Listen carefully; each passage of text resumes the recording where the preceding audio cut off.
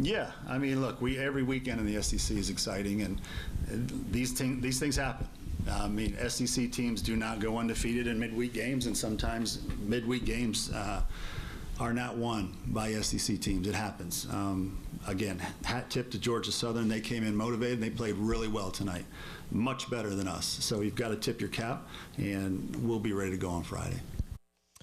That was Mark Kingston after the game last night. There is some truth to that. Preston, you mentioned yesterday. You I don't know if you called it. I don't know if you foreshadowed it. I don't know if you put it in the head. Maybe it was your fault. Maybe. I'm looking at my notes from yesterday. I was like, Mississippi State, LSU. That's not what I was trying to say. Yes, this is not what I was trying to do yesterday. I assure everyone, it's not what I was trying to do. Here's the issue. Based on what we saw yesterday, yes, this does happen. However, this team is not good enough for it to happen, for us to accept that as an excuse at this moment. If the team's rolling along, winning a bunch of games, everything's good and it happens, all right, cool, we're on to the next one. But this team is not in that, the fan base is not in that space to be able to accept that as a reality. Even if it's a fact, we're just not there to be able to accept that. Bad start to the game last night. Eddie Copper, who had been I think he's pretty well set. We talked about roles. Pretty well set as the midweek starter. Leaves the game in the second inning.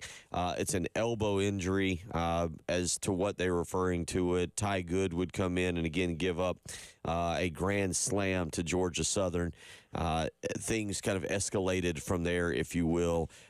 It'll be interesting to hear. We mentioned it, maybe again foreshadowing, maybe again our fault. Maybe we should be taking the blame. I think I mentioned yesterday or earlier, one thing this team at least that you felt good about was so far they had been able to stay away from the injury bug. Eddie Copper, again, had been a very good midweek pitcher. We were talking about the success of the midweek pitchers. Copper leading the way on that. It was his 7th straight midweek start, but he is now out, and then that kind of set the table for a very rough night as, again, Georgia Southern got things going there pretty quickly and rolled over them. Now the key is to bounce back. I mean, there's no other thing, and I think for a lot of people what you feel with this baseball team is they're teetering.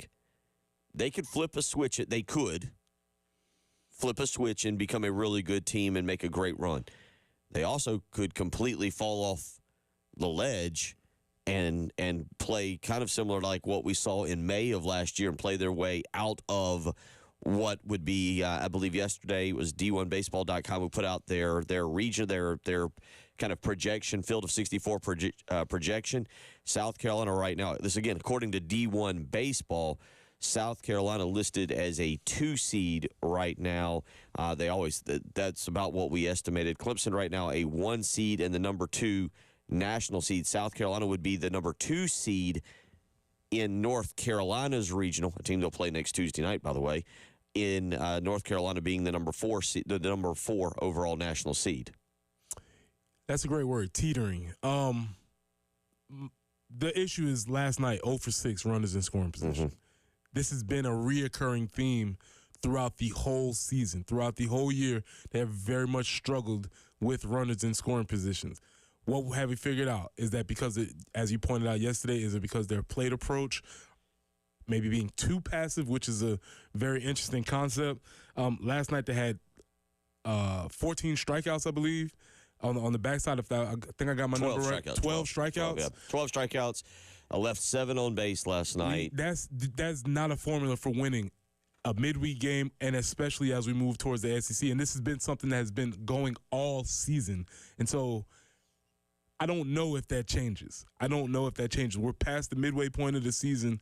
I don't know if that teetering means they can flip a switch, or is this just who this team is? If it's just who this is, then that's going to be very difficult for them to get fixed. Yeah, last night, kind of a reverse of the normal numbers, just 3 walks for this team. Maybe they listened to us again and we're like, maybe we shouldn't be so passive. Maybe we should be more aggressive. But just 4 hits on the night last night. Nobody collecting more than one hit. Kennedy Jones, Cole Messina, Parker Noland, and Blake Jackson all with one hit each last night. Again, 12 strikeouts, 3 walks, and 7 left on base. Mark Kingston did talk last night about the offensive struggles after the game. He mentioned some of the issues that they were having. Here's Mark Kingston talking about the offensive struggles after the game. Question. We just were out of rhythm all night. They threw some guys with some pretty good arms, but I'm shocked. I'm shocked that we got shut out tonight with the wind blowing out. Didn't see it coming. So we've got to look at the video. We've got to talk to our guys and get them back in rhythm. Well, Wade just called, and he's kind of questioning the tenure of Mr. Kingston. He said, "Is this the time to have the conversation yet?" No. I said, "I'll let you guys discuss." No, let the season play out. Whatever it is, whatever Wade may be right in June. He may very well be right in June. I just. It's not now. When they are. You know how y'all know how rankings work. They come out in the middle they come out before the week starts, or they come out on Monday. South Carolina is a top 25 team as we sit here. If they win 2 of 3 this week from Texas A&M, they'll be a top 25 team. No, but we are more than welcome, and you're more within your right to have that conversation after the SEC tournament, after we have the full body of work. Because, again, last year, through the end of, I think it was the final week of April, Preston, there might have been people who were ready to give Mark Kingston a very nice extension and small pay raise with the way that team. I think they got to somebody can maybe correct me. I think they got as high as number 3 maybe last year. It was after the Florida series. We was cooking. Right. Yep. We thought South Carolina baseball was completely back. We had given them our full-throated endorsement. Right. And then they played an Auburn series that we thought, I think again, stupid me, labeled as the breather of the SEC series. And they proceeded to lose that one, and then they fell off the table and staggered into postseason play. So, things can change like that. But no, it's not time to have that conversation just yet. But I do understand having that conversation after the SEC tournament. When you go to the teetering, is this team the team that swept against Vanderbilt, or this team? And yes, obviously somebody would probably answer, somewhere in the middle. Whatever. Who is this team? Because that concept of saying that we're shocked that they went 0 for 6 with runners in scoring position, I don't know if that's shocking anymore based on what we've seen from them all year. So when he says that they're shocked and that they were out of rhythm, those things can all be true. But they haven't earned the benefit of the doubt for us to just say, yeah, it was an off night, because this is not an off night. This seems to be more typical of how they've been performing to this point in the year. Well, that's their first shutout of the season. Okay. That is their first shutout of the season. And this is a team, I know it's against lesser competition, but that has produced double-digit run games several times this year. You've seen them put up as many as 22 runs in a game. Let's be honest, they didn't play Vanderbilt or Texas A&M or Florida or LSU or anybody like that last night. You played Georgia Southern, who was 500 coming in. It's the Georgia Southern comes in and was not some of these teams that you've already played or that you will be playing. But I lean to that's not them. Okay. And I'll tell you why. Let me think of let me arrange where I want to go with this, because I do have a thought on this. We've both asked, and it's a conversation I genuinely enjoy having with you, because it's a sporty sports talk. When do we know what a team is? We've had this in football. We kind of did this with basketball. Now we're doing it with baseball. This team has been competitive. You look at it, 2 one-run losses to Clemson, a 1-run loss to Mississippi. We also had a game against Mississippi in which Mississippi scored 8 runs in the 8th inning, and that was a close game for 8 innings. You also go back and you look at the Alabama game, a 1-run loss. And I know those are losses, and this is where I'm going with it. So this team is competitive. They're a good team. They are a good team. Okay. However, and Preston, you've played sports long enough. You've seen teams that are good teams that can't win. Yes. They don't know how to win the close one. That is who I'm starting to think this team is. And then you have your occasional off night where you get blasted 12, or off day where you get blasted 12-2 by Belmont, 8-0 by Georgia Southern. You had the game the other day against Alabama where I think it was 13-6, I believe, was the final on the Yeah, Friday and night. I like to give everybody credit for being baseball fans and knowing the ebbs and flows of a baseball season and understanding that games like this can happen. I'm just saying this team hasn't earned the benefit of the doubt from me yet for this just to be a thing where we move on to the next game. Well, I think, again, to me, it's a team that if it's a one-run game right now from where I have almost no faith. You know, I feel like the anomaly is Saturday where they win 9-8 and not the norm where they lose to Clemson twice, 5-4. And then you get a game like this that kind of pops up out of nowhere and you bounce back. But I'm starting to think good team, but for whatever reason, and I know everybody's got a reason, and probably somewhere in there they're all correct. They can't win the close one, and you've seen that. You can't get the guy across when you need to. You can't get the bunt down when you need to. You cannot make the shot, the pass, and in this case get the hit or get the out. You need to win the close game, and that is who I kind of think this team is. I know last night again is the anomaly in that when it's 8-0, you couldn't get anything. We can set but that you to see, the that's side. what I think this team is. That's a fair assessment. That's something I can keep my eye on. So we'll continue talking about that. Obviously, a lot of you waiting. I'll try and get out to. I see a lot of people weighing in on the Firehouse Subs text line. I'll try and get to those. 803-404-6100 is how you can weigh if you want to so choose to do so this morning. You're listening. Preston Thorne, Bill Gunner, she's Jen Jensen. It's the early game.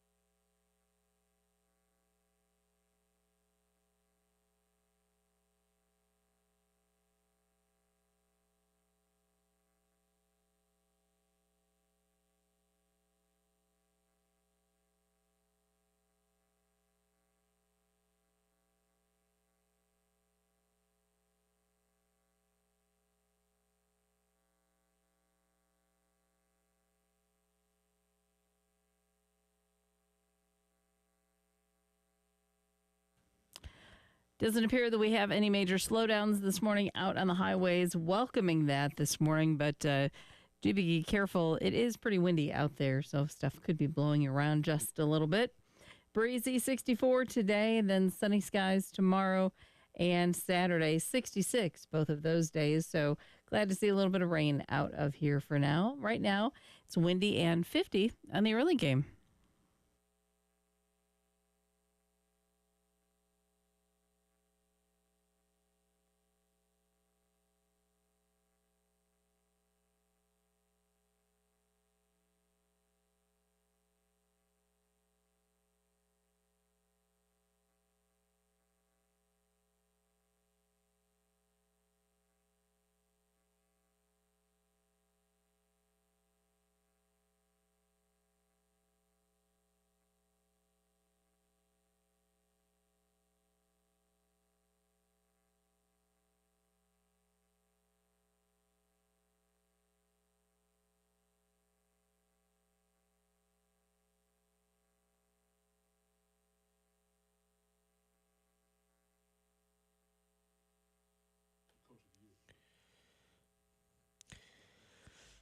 Reminder, the craft beer card is back. That's right, it's back. You can spend $79, just $79 to get a $360 value. It's 12 craft beer locations, $30 at each brewery. That's $360, and you can get it for just $79. Go to 1075thegame.com and click on Sweet Deals. With the weather turning, you're going to want to sit back, relax, go to some of your favorite craft beer locations and have a brew. Well, guess what? You can do that for a very well thought of price. $79 for a $360 value. Go to 1075thegame.com, click on Sweet Deals, and get your craft beer card today. 803-404-6100. Let me read a couple of these text messages that are coming in here so that we can give some of y'all a chance to get your opinion out. Todd, our resident Alabama fan, but overall sports fan, says you can beat that team that does not win the close games, but in baseball, you can still be a top 25 team. You can be the team that doesn't win close games, but still be a top 25 team. So you can still get hot at the end of the season and make your way to College Baseball World Series. So it's not the end of the world. They're still a top 25 team. They're just still working through some of the kinks. Thank you for that perspective, sir. The question is, when do you say they're not kinks? These are chinks in the armor. These are issues. The zebra has its stripes, I believe is the correct. Or these are the stripes of the zebra? Yeah, something along those lines. We'll get there. Yeah, sometimes it's not. It's just the setting. Yes, it's not this is who you are. Yeah. 803-404-6100. Rob in Santee says, yes, they're a good team, just not the Ray Tanner teams we had in the past. I'm not sure Kingston will ever get to that. I would say let's not hold them to that standard, because that's another elite standard, kind of like what Dawn Staley has set at this point. When you play for 3 straight national championships and you win 2, and I apologize, I think it was 22 straight postseason wins, that's a little bit of another level. There is a small area you can back it into to expect to go to a College World Series at the University of South Carolina once every 4 years. I would love I'm sure the math is done somewhere. Let's remove those 3 seasons, which were amazingly special time when things were really churning at a time. But if we're just saying the Ray Tanner teams, how close are the Kingston teams to those removed from those 3 years? Because those 3 years were special. I would like to, because I think when people are saying the Ray Tanner teams, they're talking more so the deeper runs, the consistency, the dominance throughout the season, which that necessarily has not happened. Obviously, yes, you place the 3 deep Omaha runs, you get those 2 championships in a row, cool. But outside of that, I think people are more so talking about the consistency, the domination throughout the season. And just, I talk about this all the time. I talked about this with football. Knowing going into a weekend that your team very well could either win or sweep a series is a great feeling as a fan. I don't know if people have that feeling right now as we approach this next week's or these next SEC seasons. It's more so like, let's see. The idea, we just swept Vanderbilt. Was anybody expecting that? No. People were surprised by that. That's not the feeling that we're used to having as Gamecock baseball fans. It's interesting. I started doing sports talk radio. My daughter's 14. I started a month before she was born. I started really with Phil Kornblut in August of, 2009, Preston. In August of 2009, I did a sports talk show with Phil Kornblut in KMAC. And why do I say that? Well, that was 2009 was the 5th straight year South Carolina did not make the College World Series after 3 consecutive trips, including a College World Series runner-up. 2002, 2003, 2004, South Carolina went to the College World Series. Those were really fun years. I was in college and knew a lot of those guys, and that was really cool times. South Carolina in 05, 06, 07, 08, and 09 made 3 regionals and 2 super regionals. And I point out 2009 as the year I started because I remember very clearly in 09 there being a lot of discussion of Ray Tanner doesn't have it anymore. He's lost it. We've got to fire him. He had back-to-back 40 and 23 seasons. They had gone 17 and 13, 15 and 15, and 17 and 13 in 3 straight seasons in the SEC. And there were people in 2009 who said Ray Tanner's lost it. He does not. He's just not the guy to get us to where we want to go. You know how fans can overreact, be fanatical, and there were people going, "Well, those were fluky. Those were fluky College World Series runs. He caught lightning in a bottle. He did the no, that doesn't." You know, you go, well, it's hard to get to the College World Series. South Carolina baseball fans have seen going back to Bobby Richardson through June Raines. They have seen success at this university. Baseball was, now it's been supplanted by women's basketball, but was the dominant program. And in 2009, when I started Sports Talk Radio, people wanted Ray Tanner fired. They'd seen enough. There is a level of expectation for this program, but you look at what Ray Tanner did, and you ask that question, over an 11-year period, there was 6 College World Series appearances, 4 appearances in the national championship game. It was an incredible run. This program is nowhere near what that was, even during those 5 years of not making it to the College World Series. So I think that's kind of the answer. When people are used to a certain level of performance and they're not getting that level of performance, and to be fair, this is the job. This is the job you knew you took. Yeah. There's plenty of other jobs where people wouldn't have these level of expectations, and that's where you have to perform to. I will say this also. There is, and I've talked with people about South Carolina baseball, like when we go to SEC media days or something like during the summer when things are dying off, and they're like, "Oh man, it's been a long summer." Well, a lot of times, we're at least able to talk baseball into about mid-June because South Carolina gets to a regional and then occasionally, just like last year, gets to a super regional. And we'll talk to other reporters, and we're like, well, around there we talk baseball through about mid-June, and sometimes you're lucky enough to get it into late June, and they're like, you guys talk college baseball? And we'll joke, like, yeah, if you take the job, now you know what you're getting into. It's not a surprise. No coach shows up at the University of South Carolina, flips on their radio in February, and is like, wow, they're talking about my program.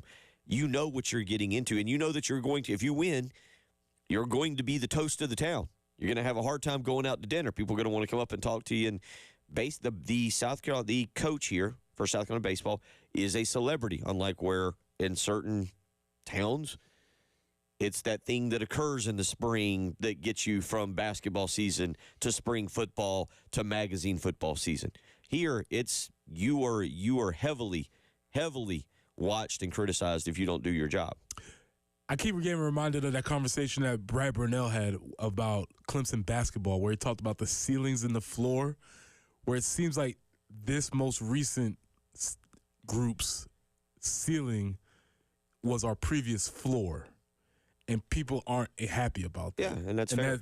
Brad Burnell talked about how he's definitely raised the floor. I don't know if he's ever gotten the ceiling up as far as Clemson basketball is concerned, which they made a run after he said that. But the floor has definitely been raised. It seems like the most latest group in Coach Kingston, their ceiling has been the previous institution's floor, and that's where the rub comes as far as fans are concerned. I agree, but I will also say again, and I was saying it back then, people didn't understand the level of success that South Carolina baseball was having. The run of success was really unprecedented because even at an LSU who was kind of South Carolina's equal during the Ray Tanner run, even at LSU, you would have a down year where something went completely off the rails. Ray Tanner never had that off the rails down year where you went 500, didn't make postseason play. Like I said, it might have been 1 year where just things didn't go your way. The too many injuries, pitching even in South Carolina's bad pitching year. I'll never forget, I think when Chad Holbrook came in, towards the end of the year, South Carolina was struggling. It was one of their down years when they still won 40 games and went 500 in conference. And Chad Holbrook actually didn't coach like the last 3 weeks or the last 2 weeks of the season because they knew they were struggling so badly pitching. He actually went and recruited instead of coaching. So this was one of the first years, one of the first years he came in, first or second year, and the pitching was so bad. I want to say it was Win Pelzer's final year pitching, and they had to basically rely on Win Pelzer to get them, I think, through a Virginia regional. But that was a down year, and you still were like, a couple things go our way here. We're going to host a super regional, have a chance for the level of success, and that's why I don't think you can measure back to that. You want to, you'd like to, but that's going to be like at one point, Dawn Staley's going to step away. Yeah, and that's where, that's exactly what I was thinking while you were saying that. We try to re-emphasize, enjoy this. It's a special moment. It's not, but I don't think we've realized it's not going to happen again. However long this lasts, it's awesome, it's amazing, but it's not going to happen again. And so that's the same thing we said about baseball. Doesn't matter the level of success you reach to, it's very, very rare that you will get there again. Maybe our folks down at Alabama football are about to find this out. I think it's neat, I think, for us because we are watching major coaching transitions from our childhood with a guy like Mike Krzyzewski off to John Shire, with Nick Saban now to Kalen DeBoer. We'll continue talking about that as, again, look, it's one game, but it's also not one game. And I do totally get that with anybody weighing in on that this morning. 803-404-6100. You're listening to Preston Thorne, Bill Gunner. She's Jen Jensen. It's the early game.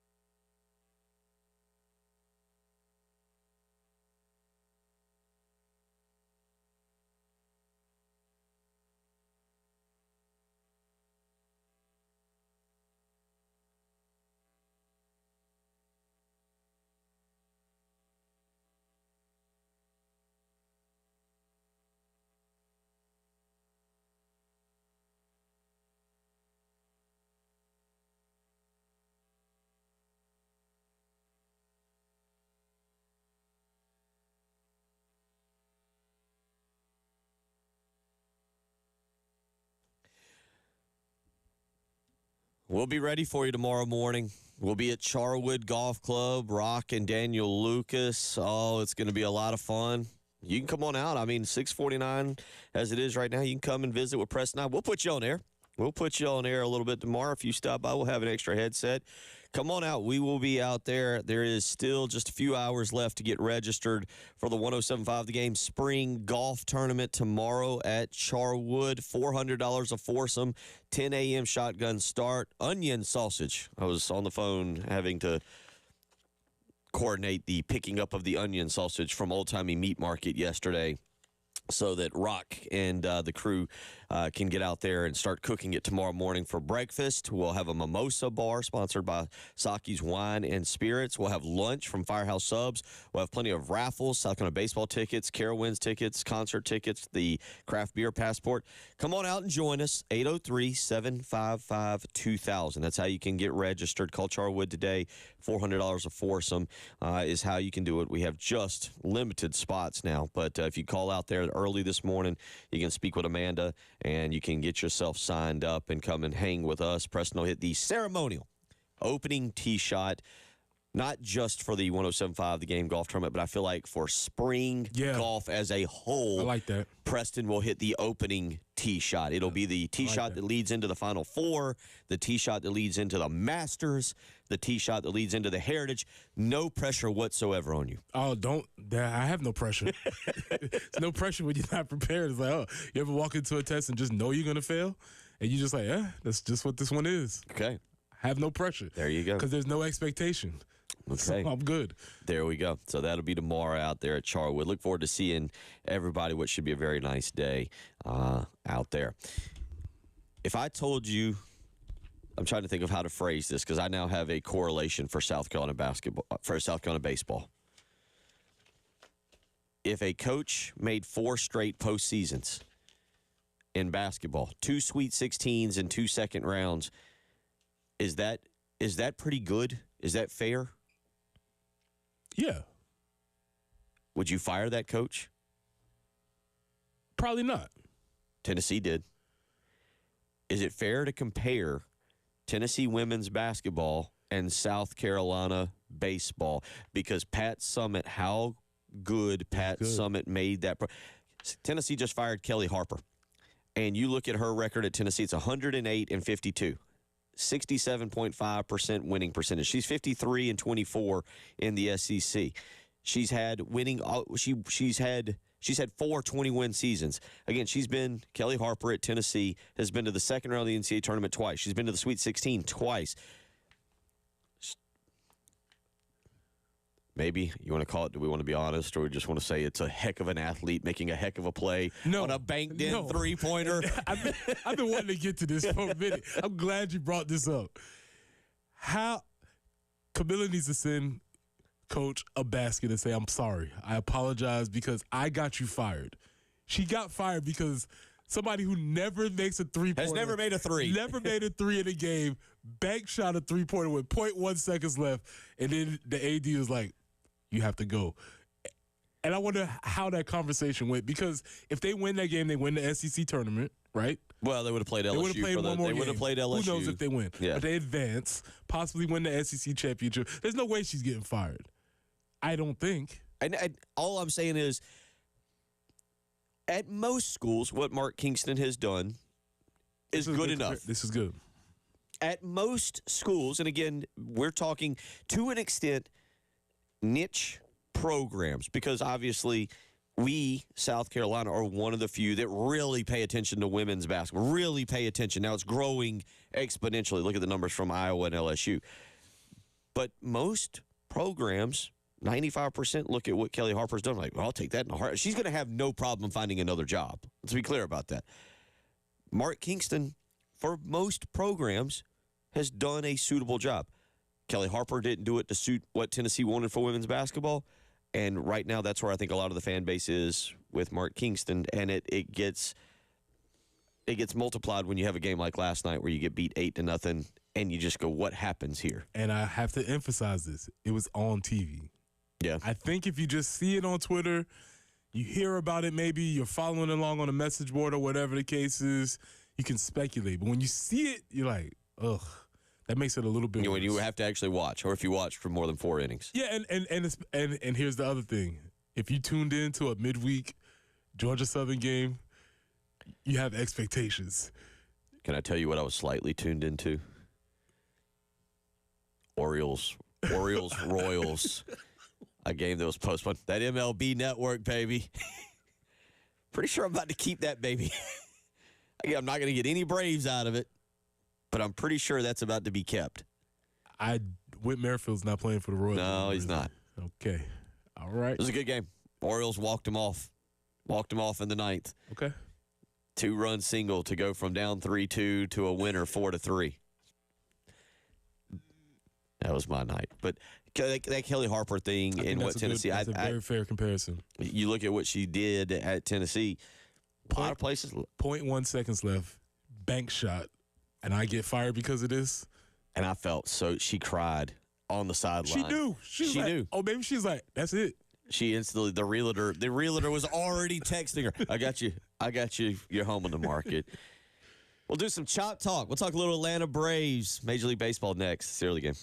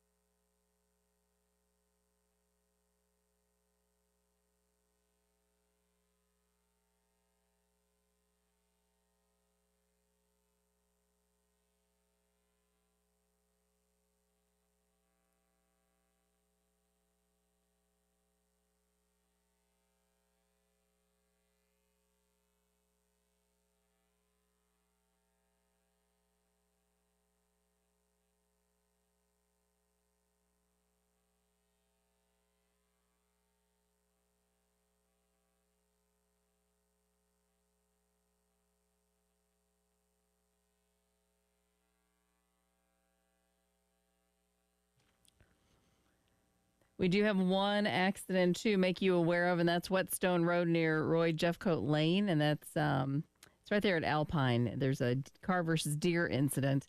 Aside from that, no other incidences to let you know about. And it's going to be windy today. 64 is where we will top out. A couple cooler mornings ahead.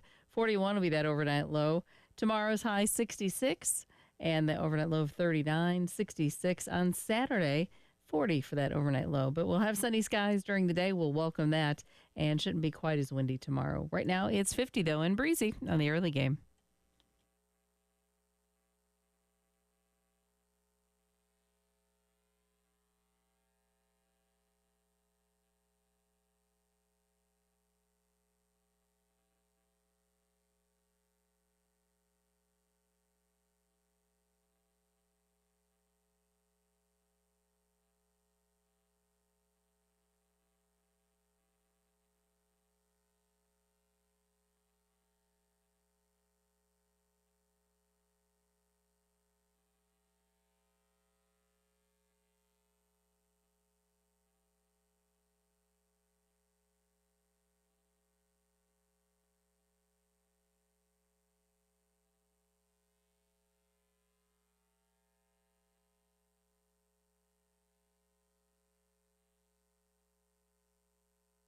Swings and misses.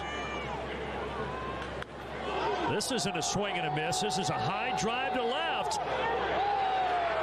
And it is gone. A big fly for the Big Bear to tie us at 1 apiece in the top of the 7th.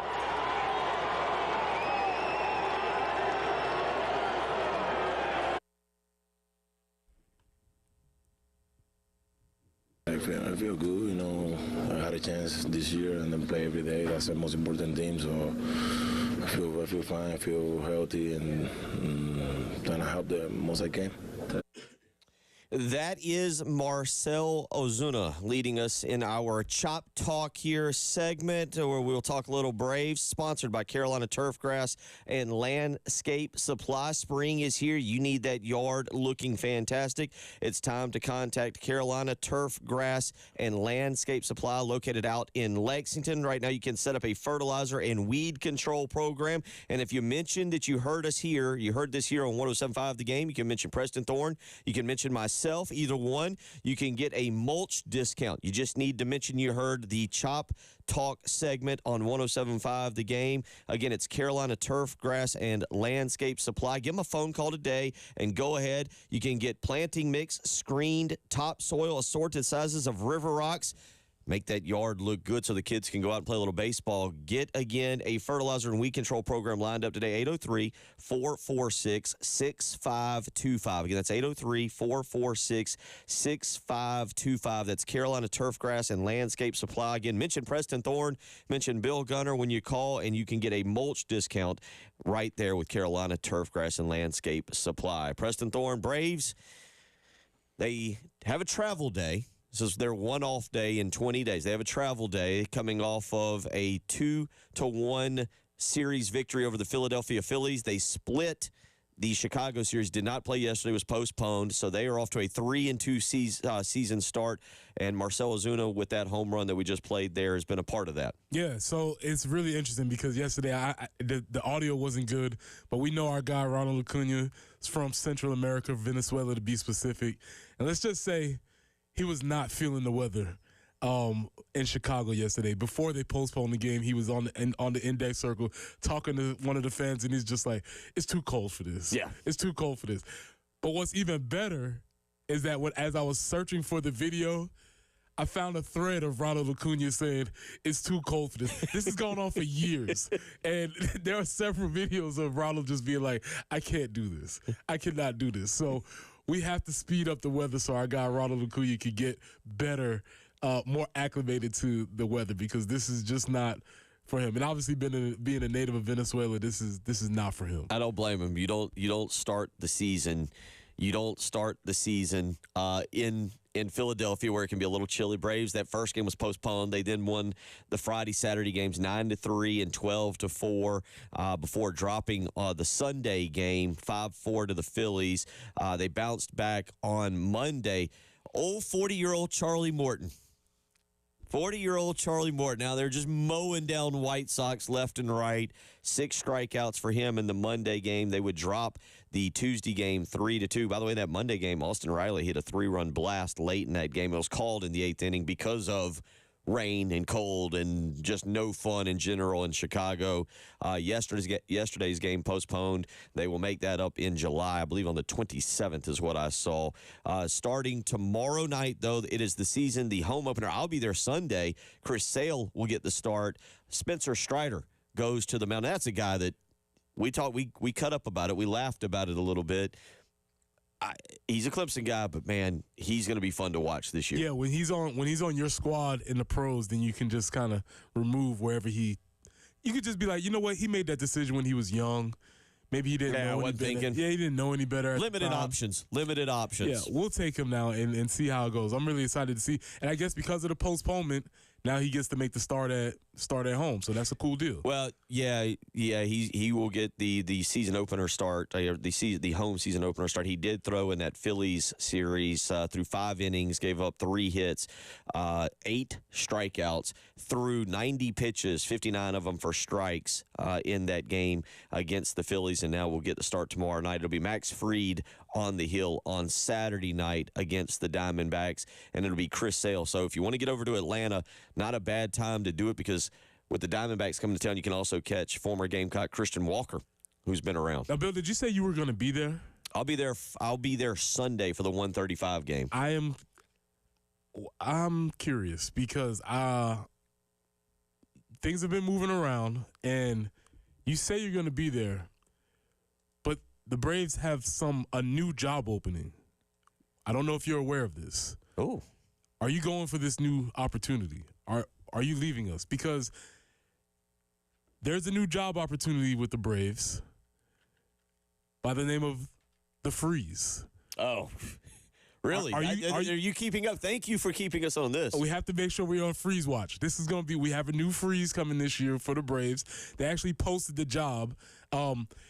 Let's see if any of you out there qualify for this job. First off, physical fitness and good health with the ability to endure high and low temperatures. Okay, he's out. Okay. All right. Availability to work weekends, weekdays, and some holidays. Most people tell you I take a lot of days off. Okay. Correct. All right. Out. However, Bill, you are not required to have previous mascot or athletic experience, but it's strongly preferred to be the Freeze. So what you thinking? Well, as you said, no, I do not. I'm like Ronald Acuna Jr. and I are kindred spirits. I do not tolerate cold weather. Therefore, Doesn't really tolerate exercise. Well, that's not true. Else? I work out. When? When's the last time you worked out? A week and a half ago. What do you follow me around? What kind of odd scouting system are you running here? Usually you brag should about I check it. an air tag? Or do I have an air tag in my car? No, no. Usually you brag like, oh, I worked out yesterday. So I haven't heard you do that for a couple months. So I just assumed that you hadn't really been. 803-404-6100. Do I brag that I work out? I feel like that's the one thing I don't brag about. Yeah. I don't feel like All I'm saying, Bill, is there's a role. I don't know if the role's been filled or if it's too late to get into there. And it's really wild that they say at the bottom of this article, it's just like, those interested in the role can find more information and submit your application at the Braves career portal. I feel like you don't need to submit an application. Just show me a video of you running fast and let me know whether that's you or not. This is me. Now, unfortunately, after just arguing with Jen about working out, this is me, okay? What you're describing is exercise and running really fast and the potential for injured hamstrings and tripping and falling. The Atlanta Braves have debuted a new food item. Now this is Bill's going to be the taste I saw tester. this was second on my list. If the Freeze didn't go well, we was going with this one. Go ahead, sir. The Braves have debuted if you go to Truist Park, it's called the 4-bagger. Yes. It includes 4 burgers, 1 pound of barbecue brisket, Reaper pepper mayo, jalapenos, cheese, and beer battered onion rings. Now we're talking. Stop all that nonsense about running. I don't go to the ballpark to run. Solid.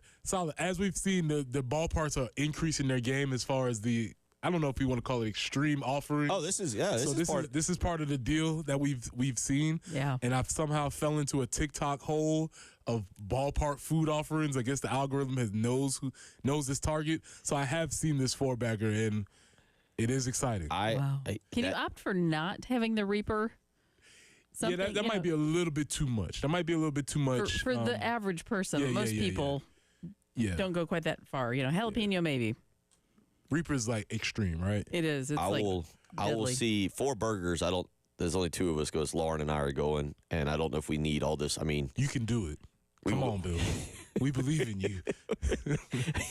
No peer pressure. None. Driving back. Yeah. Coming.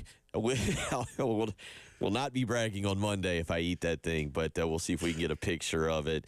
One other thing with baseball real quick. That's our Chop Talk segment there. There's a little baseball in the Chop Talk.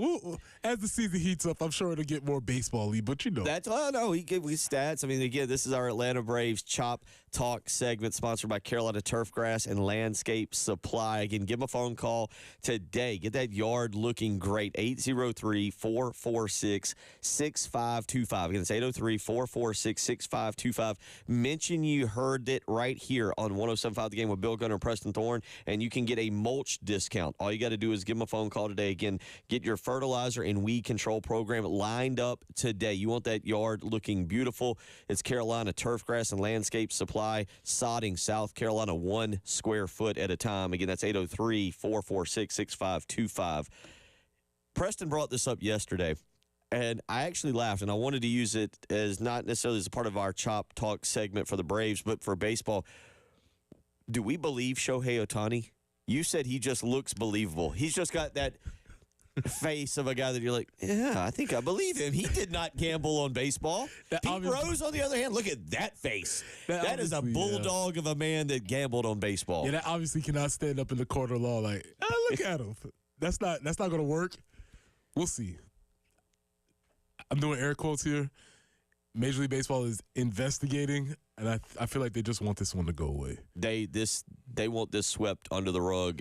They want headlines like what Ohtani did last night, where he hit his first. He crushes baseballs. 430-foot home run yesterday. His first Dodgers home run. He will actually be in Atlanta. I've got tickets to that in September, I believe, on the 17th. That's somebody I would like to see in person.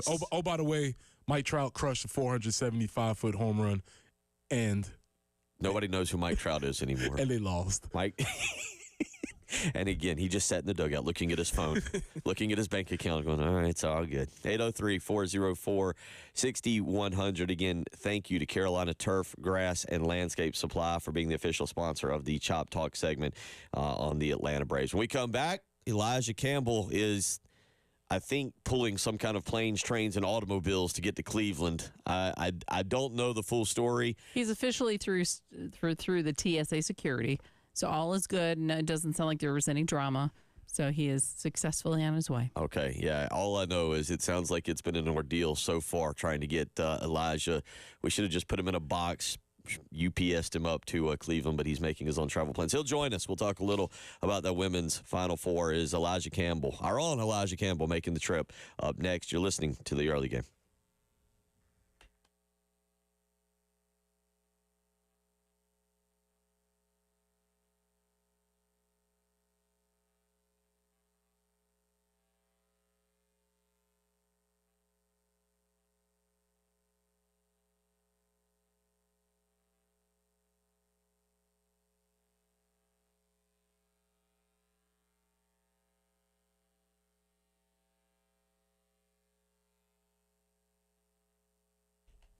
Preston here. Let me tell you about my friends at Absolute Glass, the premier glass company of the Midlands, offering auto, home, and business glass repair. So if your glass is damaged, shattered, cracked, or broken, they can handle the job. If it's a cracked windshield, no problem. They'll come out to your location and replace it for you, usually for free, and they work directly with your insurance company to take away the headache. Yes, they will come out to wherever you are. If you're at home, whether you're at work, wherever you are, just call the folks at Absolute Glass. Now, if you're sitting at home and you want to increase the value of your spot, you can do that with new windows or mirrors, and Absolute Glass will come out and take care of that for you too. Windows, mirrors, shower enclosures. I say all the time, if you can see through it, Ray and Marianne at Absolute Glass can do it. So check them out online at AbsoluteGlassInc.com. That's online at AbsoluteGlassInc.com.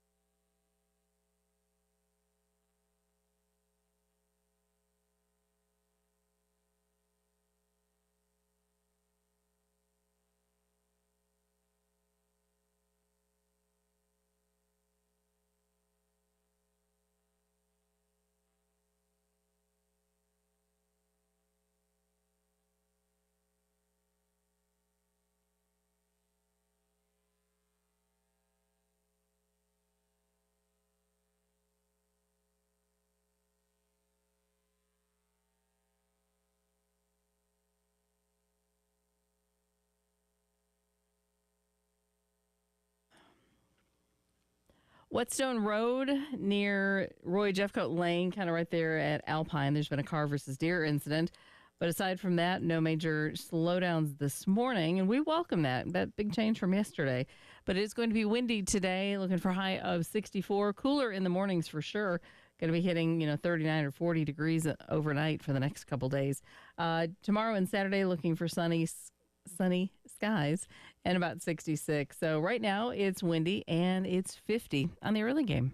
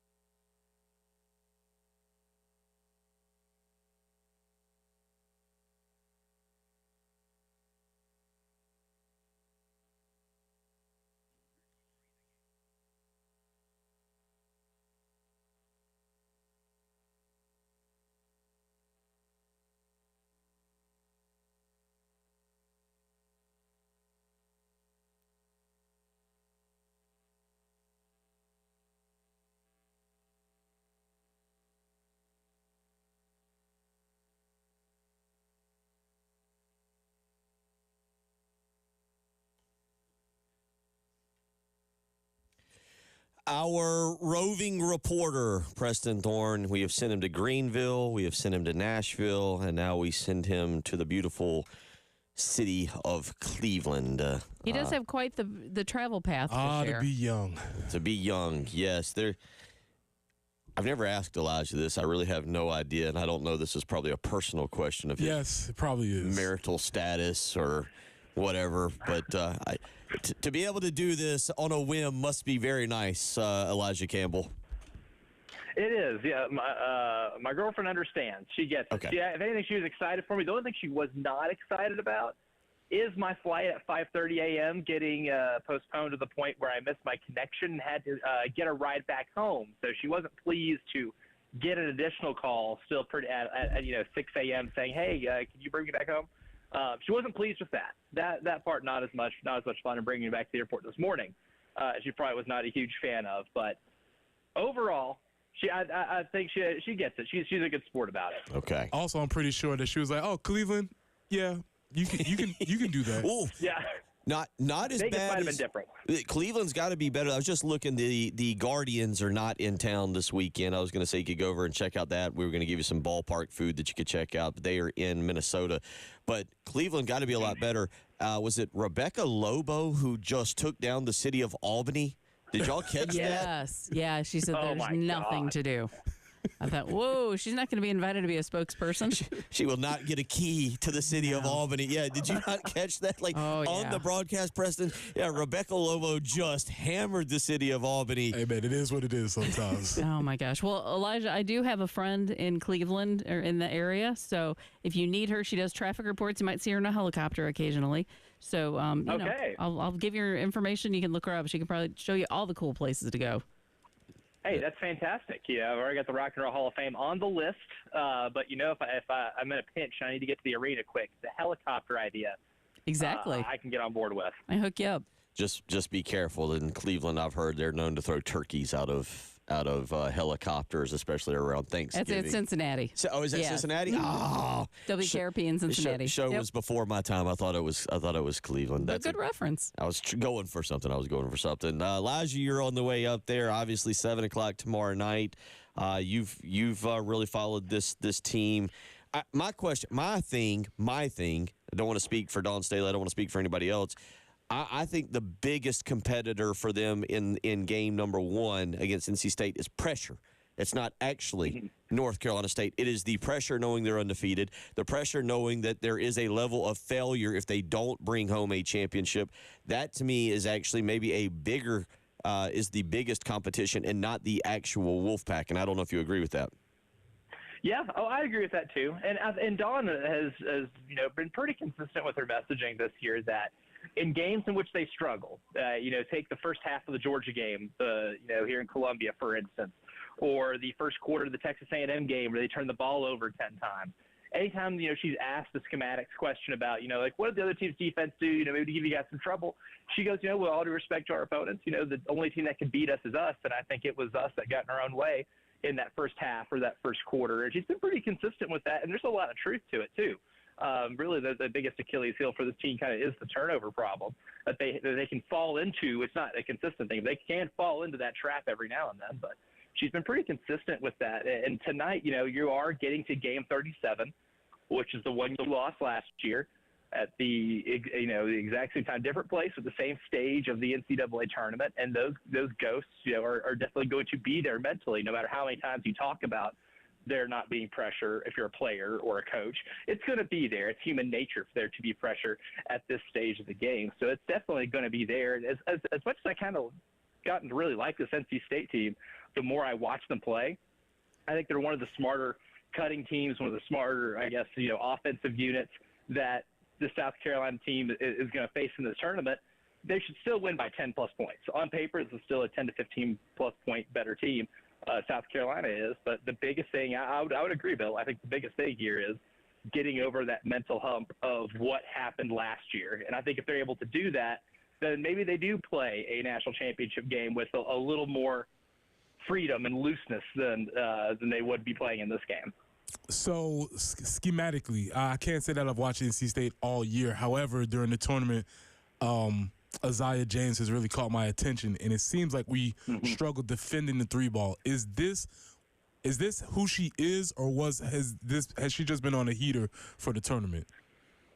She's definitely still on a heater, and she's a good shooter. Don't get me wrong. I think she's a fantastic shooter, but for the season, she's a 34% three-point shooter, which is better than average, and she's really good off the bounce. But in these 4 games leading up to the Final Four, Preston, she's shooting 57%, or almost 58% from three, 16 of 28, including 7 of 9 in the Elite Eight game against Texas.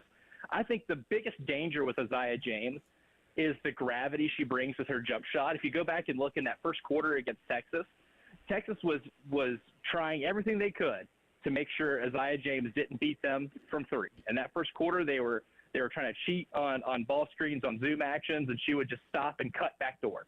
I think she had about 4 points on backdoor cuts in the first quarter against Texas.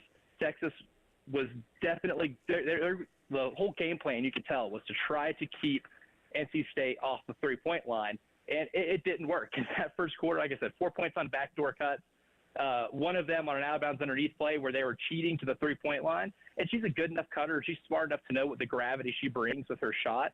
But I think if you keep her out of the paint, and I would live with her shooting 7 or 8 threes in this game.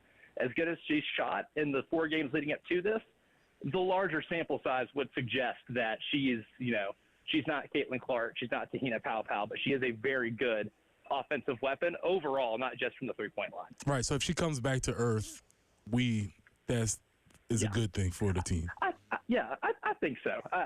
I don't foresee her going 7 of 9 from the three-point line tomorrow night. I'd be very shocked. And if she wants to fall in love with her jump shot and shoot 10, 11, I think I would let her. Because there were games this year in ACC play where she would shoot 12, 13 three-pointers and maybe hit 3 or 4. And while that's still, a decent percentage, you can maybe shoot your team out of a game that way if it's coming outside of the flow of your offense. And I think that's a trap that you wouldn't mind seeing her fall into.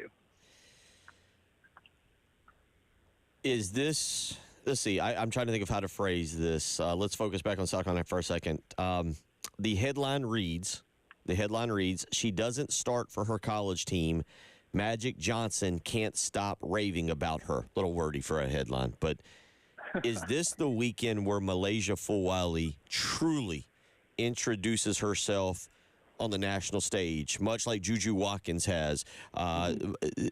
This is out of the Wall Street Journal, Preston and Elijah. This isn't Sports Illustrated. Of course, Sports Illustrated. This isn't ESPN. This is the Wall Street Journal with an article on Malaysia Fulwiley. And while everybody, I think, is familiar with her, I'll start with you, Preston. Do you think this is the weekend – the NC State game, hopefully they get the championship game, where Malaysia Fulwiley becomes that star, that mega Caitlin Clark, Angel Reese star of women's college basketball? Well, obviously she has the physical capability of doing something really special, something highlight-worthy where people would take note. I think what's more comforting to me is that she doesn't necessarily have to do anything like that in order for the team to be successful. So, yes, she can, and if it comes within the flow of the game, I'm sure that would be cool. But if she doesn't, that doesn't really dictate whether or not the team will win or not, to me. Elijah? Yeah, I mean, that's the beauty of it. And I think, if she does end up having, playing 25 to 30 minutes in each game and they win the national title and she scores, 15 to 20 points in both, you're going to see the clear torchbearer of the sport post Caitlin Clark and Malaysia Fulwiley. And I think she'll get there eventually. Right now, a lot of people, if you listen to a lot of national women's college basketball podcasts, you hear the name Juju Watkins, which rightfully so. She's a starter on her team that won the Pac-12, got a 1 seed, and had a really good NCAA tournament. You see other names kind of get thrown out there. But then the thing with Malaysia is she's had to bide her time on the bench a little bit. And while she's probably the most electric player in the sport, where, like Caitlin Clark gets the Steph Curry comparison a lot. I mean, Malaysia Fulwiley might be more Allen Iverson. And I think the more you get to see her play, the more people are going to be wowed by the behind-the-back dribbles, the electric transition play, the quickness of getting north and south on the basketball floor. They're going to get familiar with that and really fall in love with it. But there are some games this year where Dawn will play her only 9 to 11 minutes because maybe she's not playing her best. Maybe she falls into a turnover trap. Maybe teams that are better in transition give her a little bit more trouble, and she doesn't have to rely on a freshman point guard as much. So there's, in terms of the range of possibility, She could play 10 minutes in both games. She can play 30 in both games and put up 20 points in both games and be the Final Four most outstanding player. That's the exciting thing, about her as a freshman on a team that's this loaded. But, we're in the prediction business. I think she does it. I think she will dazzle, and she'll get at least one 20-point game this weekend. And, we'll be talking a lot about her being the face of the sport. Safe travels, my man. Know you got a lot going on. We wish the best for you. Absolutely, and a big shout-out to all of our sponsors, especially, Columbia Craft Beer, famously hopped, CHW Cabinetry, and our travel agency. The biggest reason that I got to be here and helping me out and getting all this booked in Forest Lake travel from vacation to business travel. So thanks to them, and excited to be in Cleveland. I'm sure we'll catch up with you tomorrow. He is our roving reporter, Elijah Campbell. We'll come back. We'll get into some football discussion. You're listening to The Early Game.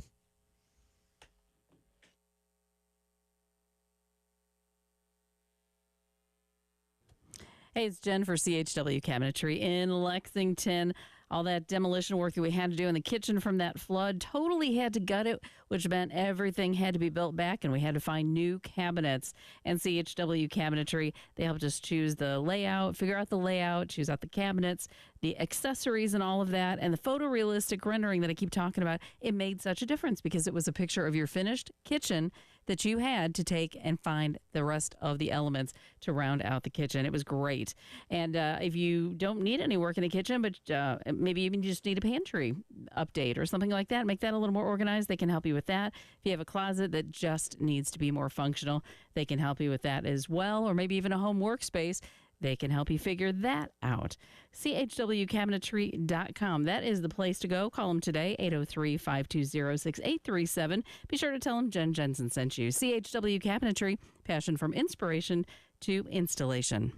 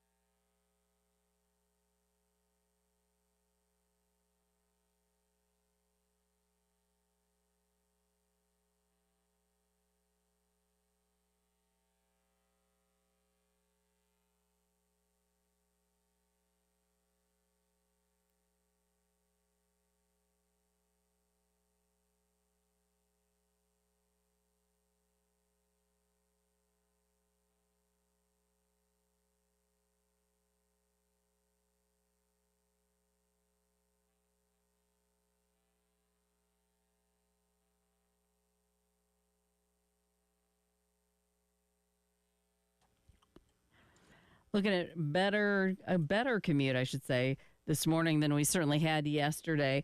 Whetstone Road near Roy Jeffcoat Lane, that's kind of at Alpine. There's a car versus deer incident.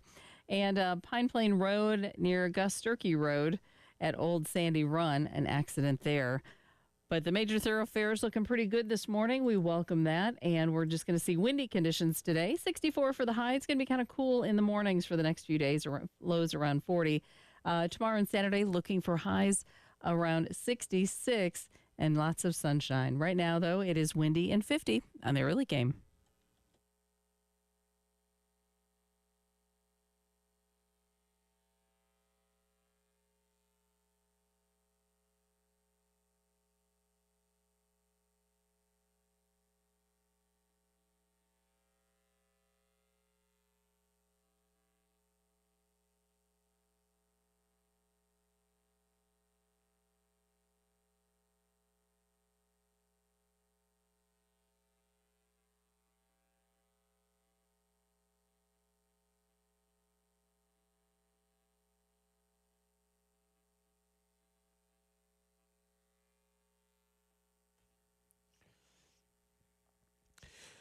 $7:35 as we get you up and get you going here. Thank you to our traveling reporter there, Elijah Campbell, off to Cleveland to cover the women's Final Four. Again, you can hear it right here tomorrow night. Again, programming note for tomorrow night, 6:30 will be the pregame for South Carolina and North Carolina State. We'll have it right here on 107.5, the game here in Columbia. So the Final Four game will be on 107.5, the game.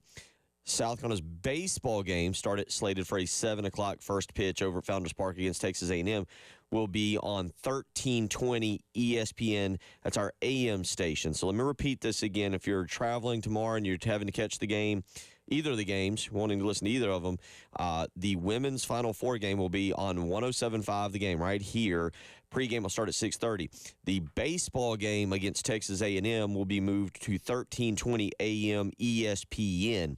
Pre-game for that will be 6:45. So we'll have both. You just got to know where you're listening. Again, for the women's Final Four game right here, 107.5 the game.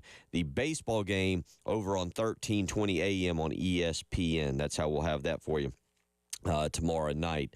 Yesterday, Dow Loggins joined the post-game show and was speaking regarding several different topics, one of which was working with new assistants. Here's what he had to say. But it's the hard part is the timing of how things have happened. Especially with Sean and Mike, we're in the process of building a chemistry as a coaching staff, and I've really enjoyed them. And that's the great part is you got these guys you can just tell they're football guys and you trust them because they've got good football knowledge. Obviously, when guys have been head coaches, they see the big picture, they see things. But I'm really excited about the room. We're still learning a lot about each other because we are behind just for the dynamic, how things sorted out the way they did. I really am glad that they did sort out the way they did because I'm really excited about these guys. They're going to help us. They're going to help our players. They're going to help us schematically from a recruiting standpoint, from an evaluation standpoint, how they coach their guys. They're all guys that have coached. They have an edge to them that I think we needed. Offensively, we just needed guys in here that have a harder edge and are going to be very demanding and coach these guys really hard. And I think the players see that they see the commitment that these guys have, the passion for football, and not to mention the knowledge that they have of the game as well. All very good. I would like a coach one time to come and go, I don't know, man. He didn't exactly knock it out the park at his previous job. I don't know if he can help us as a coach. His recruiting, he doesn't have a whole lot of energy. Not true, though, when it comes to Mike Furry and Sean Elliott. The bigger question that you're more familiar with and that you can speak to, though, is the dynamics of personalities having to work together. Mike Furry, he was a head coach. I mean, it was Limestone, and I get it. That's not Georgia State. That's not South Carolina. It's not Power 5. But he still was a head coach, used to running his own program, having to answer to nobody. Now he's a wide receiver coach having to answer both to an offensive coordinator and a head coach. That is a big change for him. Shout out and to not that he hasn't been before, by the way. Of course. But it's the same thing. It's like, when you move out of your parents' house or you leave for college and you come back and your mom, or maybe my mom, is telling you to take out the trash. And you're like, hold on a second. I've been living in my own dorm room now. But, yes, it's your rules, so I have to follow your rules. Same thing when you've been a head coach. Now you have to go back to learning to be an assistant coach. The good thing is you know what you would want out of your assistants. So if you could take that knowledge and say, man, I wish my assistant would have done this for me when I was a head coach, that can help you out a lot, and I'm sure. And I think Sean is on the other aspect, like, I'm glad to be an assistant. Being a head coach was fine. I've done that check mark on my career box. Now I can go back to be an assistant and probably get a chance to do the things that he really loved doing, which is working with the individual players, not having to think about the big picture. And if we're taking Dow at his words, which we don't have any reason not to, understanding that they all see how this will fit, we don't foresee any particular clashing of personality. But he did acknowledge that they are behind as far as putting in the offense. You bring up an interesting point, and it's things that we watched really happen this offseason. Chip Kelly going from being a head coach to an offensive coordinator. I'm blanking on Kane Womack. Kane Womack going from South Alabama to being an offensive coordinator. I can't remember the guy from Buffalo that went to Alabama to be the defensive coordinator. But for Sean Elliott, that is interesting with NIL because – Sean Elliott, if you know him, if you truly know him, or if you've ever heard him talk, he loves coaching. He loves the pure aspect of working, as you just said, working with players and trying to develop and getting in there. Sean Elliott strikes me as that guy, kind of like I probably get to be too often with my son, Austin. I'd rather practice than do the game. And the kid's like, I just want to play in the game. and Sean Elliott's like, no, I'd like to work on fundamentals. I'd like to work on hand placement and footwork. And the games are for the children. We're practicing. And you're right, he doesn't have to worry about NIL now, or he doesn't have to worry about roster management quite like being a head coach. Travel. Yeah. What are we eating? Uniforms. All of the things that head coaches have to worry about. And now Sean's like, what are we doing today? What's on? Oh, great. I'm going to work on blocking down techniques or whatever you like. Yeah. And this happens, and I'm sure somebody out there is listening can relate. As you move up in whatever job you have, you probably loved being a mechanic, working with cars. You didn't love running a mechanic shop. Right. Because now I'm dealing with budgets and all this other type of stuff. That's just, it's like, like again, I'll go back to my wife runs a gymnastics facility. She loves gymnastics. But you know what she does majority of her time? Clean bathrooms, set up classes. Talk to parents, all these other things. And so it's like, that's where I think a lot of coaches are falling into. Like, I loved coaching.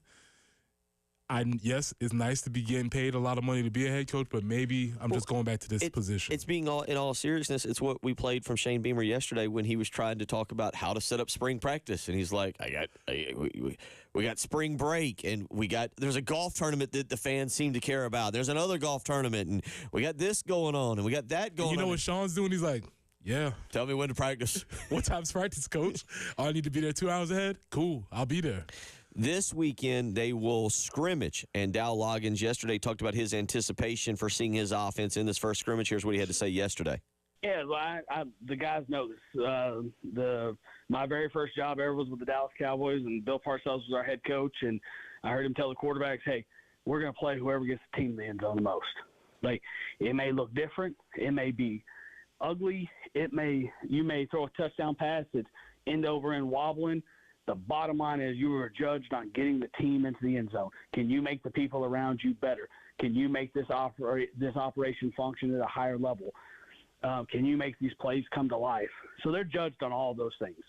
And that's like when you start playing 7-on-7 is very unrealistic to football. It is. And it's become AAU basketball and all. That's the big thing this summer.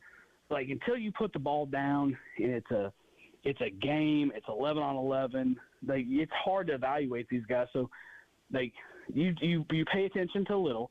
What makes college different than the NFL is there's no preseason. So now there are going to be scrimmages at some point that are live. There will be times between now and training camp that happens, and every day is an interview. And they know right now the way to move up the depth chart is get the team in the end zone. We'll talk more about that. Let Preston weigh in on that. Dow Loggins I tell you what, they've got a staff of talkers. That's for sure. I respect Dallas. I feel like Dallas is a pretty straight shooter, and I'm just thinking, boy, your first job working for Bill Parcells. Welcome to the world. We'll talk about that. You're listening to Preston Thorne, Bill Gunner, Sheet Jen Jensen. It's the early game.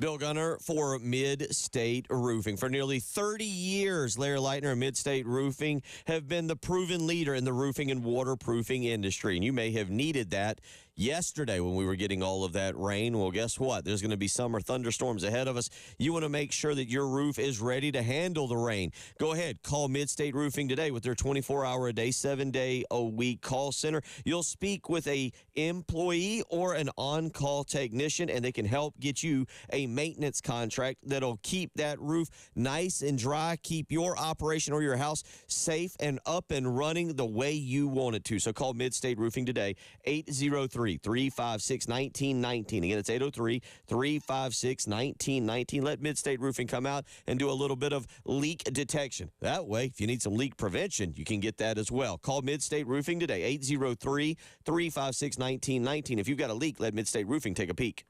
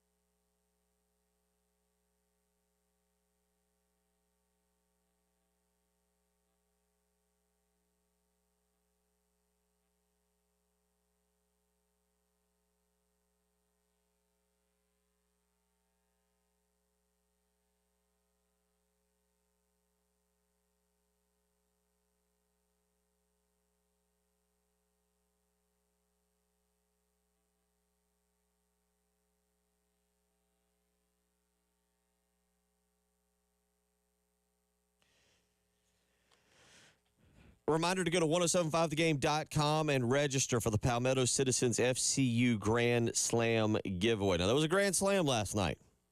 Unfortunately, it was bad news. It was a Grand Slam for Georgia Southern. The good news is that did not take the cash out of the pot. There's now $725 in the Palmetto Citizens FCU Grand Slam giveaway.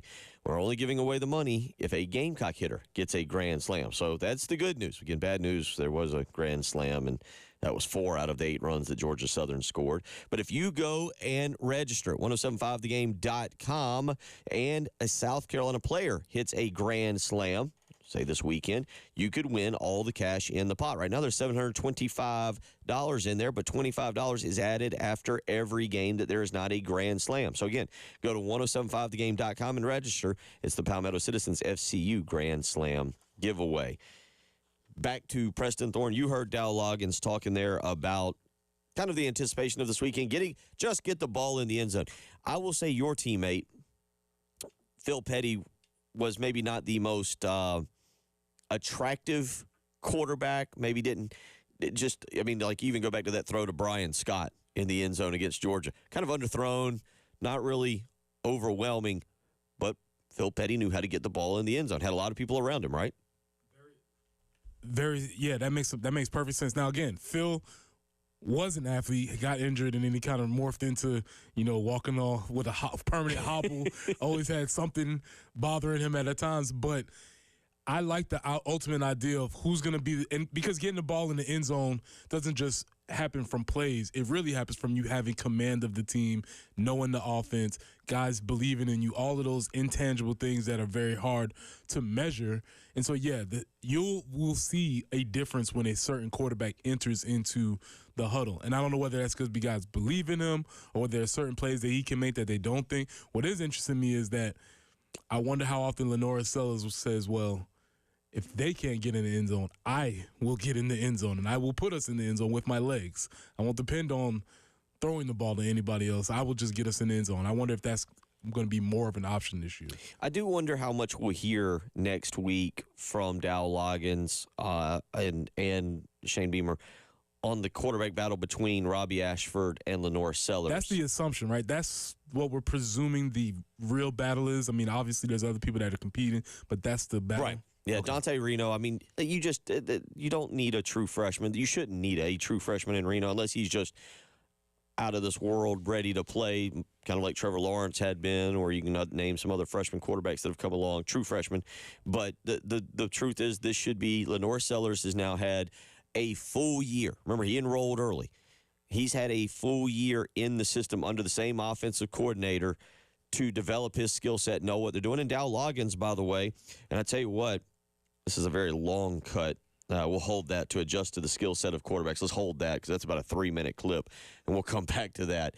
But because, Preston, this is going to be a bit of a different offense, and Dow Loggins is going to have to adjust play calling and setting up plays for guys who have the ability to use their legs in a different way than Spencer Rattler did. Yeah, that was not an option. And from his pro career, that wasn't part of his bag as a play caller in the pros. He had Jay Cutler. True. Ryan Tannehill, I think. Ryan had some legs, but he didn't utilize them in college. In the NFL. So that's not part of what Dow Loggins has done in the past. This is where the addition of Sean Elliott might be a really big boon to the program because he does have knowledge of the read option game and can incorporate that into some of those things. So I'm sure those are some of the discussions that are happening, but Dow's going to have to do something a little bit different than what he's used to doing. That going back to what you just said, there's where working with Sean Elliott, maybe more of that zone read. I will be really interested to see how much they showcase in the spring game. We played that clip yesterday of Shane Beamer talking about trying to decide on Saturday if the quarterbacks are live or not. I'll be interested to see if they allow those guys to be live in the spring game, and then how much they show of this zone read package that you'll have for Old Dominion or Kentucky in game 2. We can see, and here's the thing about the quarterbacks being live: we can do it live with a quick whistle. So like, if we see something happen, we can blow the whistle really quickly and just kind of slow things down before it happens. There's a lot of ways we can do it. We can say it live-ish. Let's be safe out there. Oh, let me see. Jen, can we get our sporty sports talk? Dun, dun, dun. And I'll throw it at you here. Are we ready for a potential sport? As I say this all out loud?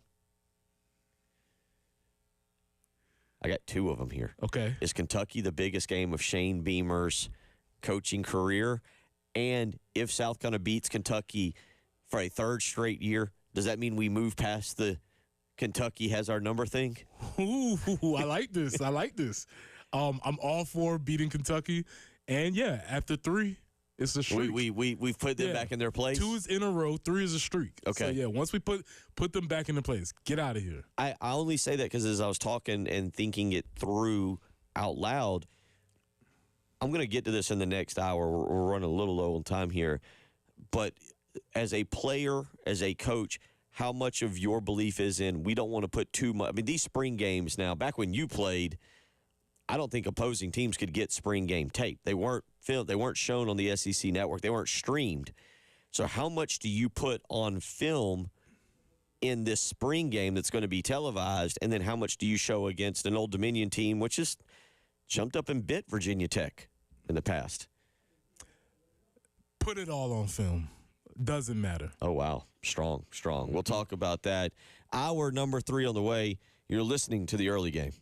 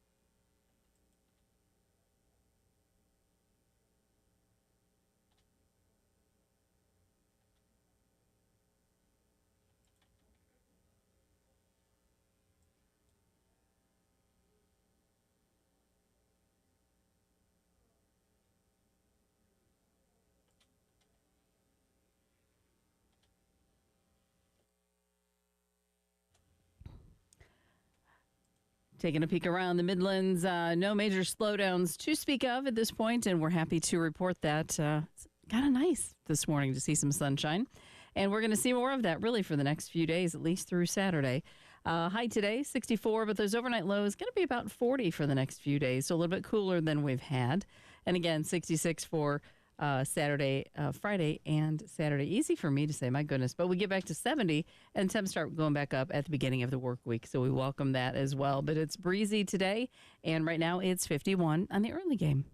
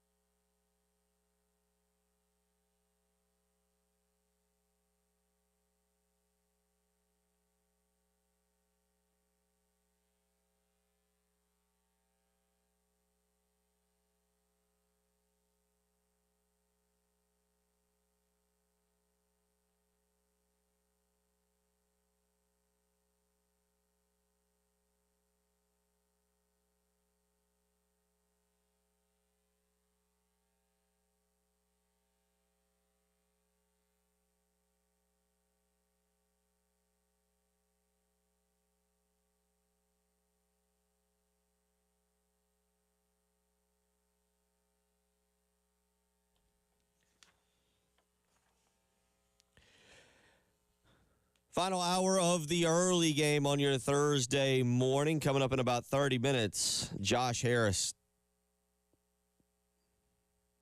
Darlington Raceway president, will join us for the Corley Pool Solutions Checkered Flag Challenge. And lo and behold, look who has moved into the lead here with back-to-back victories. And again, I'll be kind of happy about it, but last year I had a nice, huge lead, only to watch that get tracked down by Reggie Anderson, and he actually pulled away from me. So I know not to brag too much. You're pulling away a little bit, though. You have made a little bit of separation. Seven races. Now we're into April. I really honestly learned my lesson last year. That was a bitter pill to swallow, Preston Thorne, to have I forget how big of a lead I had in mid-June, maybe late June, before Reggie Anderson tracked me down. So just keep stacking the points. Denny Hamlin getting the job done for me in Richmond last week. We'll head over to Martinsville this week and talk about that coming up at 8:30 this morning with Darlington Raceway president Josh Harris. 803-404-6100 if you want to weigh in. I want to go back to that real quick, what I mentioned. Are you with me on that? Do we start the as we hit April 4th? A little bit of a ways to go here, but I haven't done schedule searching yet, so I'm not really aware of what the schedule is. As I talk myself through it, and we listen to Dow Loggins, and we talk about the evolution of this offense and how it could be different with using Lenore Sellers and what you do, whether you put it on film or not. With LSU in Game 3, and that's going to be an uber-talented LSU team that'll come here, and probably a night game, I assume, maybe not. But that Kentucky game in year 4, you've got to get off to a 2-0 start, right? You've got that. You have here in Columbia, they'll have a brand new quarterback, have a brand new offensive coordinator, no more Liam Cohen. Brock Vandergriff will come in. You can kind of put the Mark Stoops thing to bed a little bit. Right? If I said they're coming here, I apologize. South Carolina's going up there. It is a road game, but you go up there, and that's a massive game, right? I mean, I'm going ahead and calling it. I'm going ahead and calling it. It is the biggest game of Shane Beamer's. I'm all for biggest games of his career. That's one of my favorite things to say weekly. Yeah, because wins are going to be hard to come by for the rest of the season. And to getting off the idea of momentum, if you think about what it actually means for if they win, I would assume that means that the quarterback is playing well, the offense is doing well, things are clicking, or even if they win ugly, whatever. So, yeah, I can go for that. I just haven't focused. I'm like the coaches, one game at a time. So I haven't gotten to the schedule yet. But to start off 2-0 is huge. And obviously there's the flip side of that, right? Because if you could start off 2-0, you can also start off 0-2. Well, I'm hoping that this team is in a different place where, no offense to Old Dominion, the Sun Belt team there, but I'm hoping that this team is in a different place where that shouldn't be a contest this year. Old Dominion will open at South Carolina before a trip to East Carolina, and then Virginia Tech in Game 3 for the Monarchs. Last year, and I have not gotten into Old Dominion yet, so I'm not even going to pretend that I know what they did. But last year, they were 6-6, 5-3 in their conference. They did beat Georgia State. They did beat Sean Elliott Thanksgiving weekend to become bowl eligible. And that's what Sean's going to pipe up at me. Guys, I'm going to tell you. Let me tell you about these OD. Don't take them lightly. He's going to pop up in the meeting because, we're going to be like, whatever, Old Dominion, whatever. I'm listening, guys. I'm telling you. Yeah, they did. Old Dominion did lose in the bowl game in overtime to Western Kentucky, 38-35.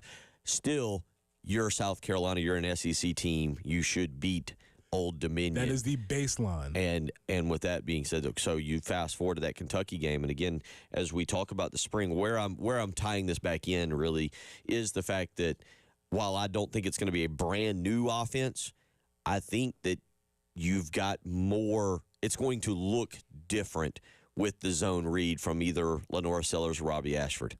Yeah, absolutely. And what I wonder is how much of Dow's play calling last year was, one, limited by the poor offensive line play, two, aided by the spectacular arm that Spencer Rattler has. And so maybe this will be the first year where we get a chance to hopefully the O-line plays better, quarterbacking play comes back down to earth a little bit, and we get maybe a better feel for what Dow likes to do as a play caller. So we'll continue to talk about that. I tell you what, Jen, let's go ahead real quick and do this. It's a longer cut. It's about 3 minutes, but to kind of wrap this talking up about Lenora Sellers and adjusting to his legs, Robbie Ashford as well. This is Dow Loggins yesterday on the postgame show talking about adjusting to what is a different skill set as opposed to Spencer Rattler, but adjusting to the skill set of his quarterbacks. Yeah, there's a major difference just in the room, just from when we started. Last year, the roles were almost defined by experience, play time. You're got one of the best college football players in the country, which I love right now because the rest of the NFL and the rest of the world is seeing like how his stock is rising and how good Spencer really was, and the credit he deserves for the 2 years and all the good stuff he did here for this program. But we knew Spencer was the guy, and we're trying to figure out who's the 2 and who's the 3 and where does it fit in. And it's easier to accept roles. And now you come in here and you've got Lenoris, who was here. You brought in Robbie Ashford. You've got Davis Bevel. You've got Luke Doty. And you bring in the young kid, Dante Reno. And now it's competition. So last year when people walked in the room, wherever 7th set, the guys all followed his lead. They watched how he moved. They watched his cadence. I can sit back and say, hey, our guys, look, Spencer Rattler's our starter. So now our job is we got to sound the same. Our snap count has to sound like Spencer's. So you got to listen to Spencer. All right. So now we're going to mimic this so it's easy on the offensive line. So all cadences sound the same. Well, now you come in and you got 5 guys competing for jobs. And it's different for the offensive line because we are rotating. Every one of these guys, except for Dante Reno, is taking reps with the ones. And we've given Dante one series with the ones of 7-on-7, but no team stuff. And so it's different for everyone. It's different from the room. You go from a room that was extremely comfortable in their role last year to now we're competing with no depth chart. So there's just a tension, a healthy tension in the room of that competition creates. It brings out the best in everyone. Sometimes it brings out the worst in people. But I can see the room after 6 practices kind of settling down versus everyone's eyeballing everyone. Everyone's, comparing themselves to the other one. They're watching every throw that every guy makes because in competition, that's what happens versus like awing at Spencer Rattler. Now it's like you're sizing the next guy up and they're starting to get comfortable with each other, comfortable with one another in the room. And you get to the point where you start pulling for each other, still even in a competition, it's just healthy and it makes everyone better. So, it's been fun that way. It's been fun to watch that dynamic, how it's starting to evolve. And even the room. It takes some time. Like the quarterback room is a special room, and we don't let a lot of people come into our quarterback room because it is sacred. It's every decision we make is criticized. It's evaluated. It's assessed. Like all those things. And so now it's just getting to the point where they're all starting to open up, communicate with each other. Hey, what'd you see on that play? And it's cool how the quarterback rooms work that way. That was a lot of words. Dal can go. He's pretty strong. Did you get anything out of that? I did. The one thing I did get out of that is that, and it reminded me of one of my personal experiences. One of my favorite years was when I was clearly the backup to Langston because I knew my role. And so I was only working on getting myself better. There was no idea of that there was no illusions or that I was going to start over Langston. And there was sort of there's a piece in the room when people know their positions, when people understand the pecking order, I guess. Everybody can play their role. When that's not there, sometimes there is a little bit of tension in the room because we don't know who's going to get the job, where the leadership is established. And so, as he said, I do understand that idea of things are settling down. Everybody wants to make their own plays, but we're all trying to feel out a position. That can be a difficult spot in the spring. So I did relate to that idea. Again, something just there is a fascination on my part. I don't want to say hype, but there is a fascination on my part to see what this looks like with Lenore Sellers or Robbie Ashford, if that is indeed the guy, what it looks like and how it'll be different than the offense we've seen really the last 3 years, Marcus Satterfield included. But when you're now going to add what I think is going to be a key component and maybe the key element, the main element of your offense, which is the quarterback zone read with Sellers or with Ashfield, obviously expected to be Sellers, how much it changes the dynamic of the South Carolina offense. Also, even though Rocket Sanders is out right now with an injury, you have a deeper running back room that you believe in, and I believe a better running back room as well. I'm excited. I will say you have convinced me. I am excited to see how the transfer from South Carolina State. Again, like I said, I only talk to people that have coached them. Nashawn Goddard down there at South Carolina State. And it was another one of these situations where obviously they were sad to lose him, but him being an alum, he's like, well, at least he's going to my school. And they were very happy about that. They were very high on him. I wouldn't be surprised if he came in and really competed for a starting job. 803-404-6100. We talked a lot in hour number one as it pertained to South Carolina baseball last night. 8-0 loss to Georgia Southern. There is nothing positive to say. No, there's really not. There's no reason to sugarcoat it. It's a bad loss. It's a bad loss. The good thing about baseball is they get a chance to play very quickly. Yeah, 4 hits last night. Nobody with more than 1 hit. South Carolina, 12 strikeouts, 3 walks last night. Eddie Copper going down with an elbow injury early in that contest. Ty Good giving up a grand slam. The Gamecocks, again, will take on number 3 ranked Texas A&M starting tomorrow night, 7 o'clock over at Founders Park. But we did talk a lot about that. We even compared a little bit Mark Kingston to Kelly Harper, the Tennessee coach that was fired on Monday, which Preston and I joked off air. Kelly's probably knew she was going to get fired. He was like, hey, fire me on Friday. Drop me on Friday so I can enjoy Easter weekend. They're nope.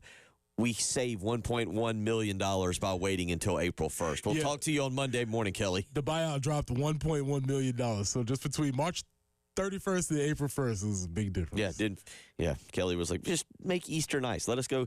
Give me my money and get out of here. And they're like, nah, we'll talk to you. Be in the office, 8 a.m. See you on Monday. 8 a.m. Monday morning. But a lot of discussion. You're right. Not much to say about last night's baseball game. It was very ugly for South Carolina. We'll come back. Juice Wells made a statement yesterday. We'll let Preston weigh in on that. You're listening to the early game.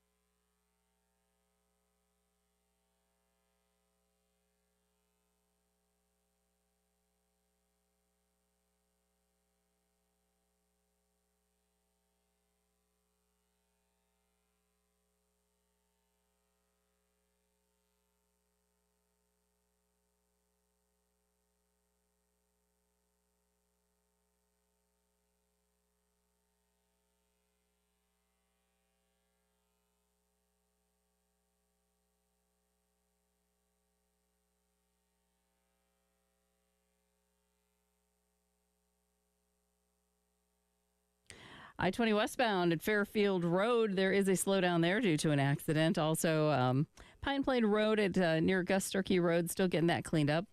I-26 eastbound at I-20, we do also have an accident. So be careful out there, but it's definitely better conditions than we had yesterday. 64 and breezy conditions today, 66 for Friday and Saturday before we top 70 on Sunday. But right now it's 50 on the early game.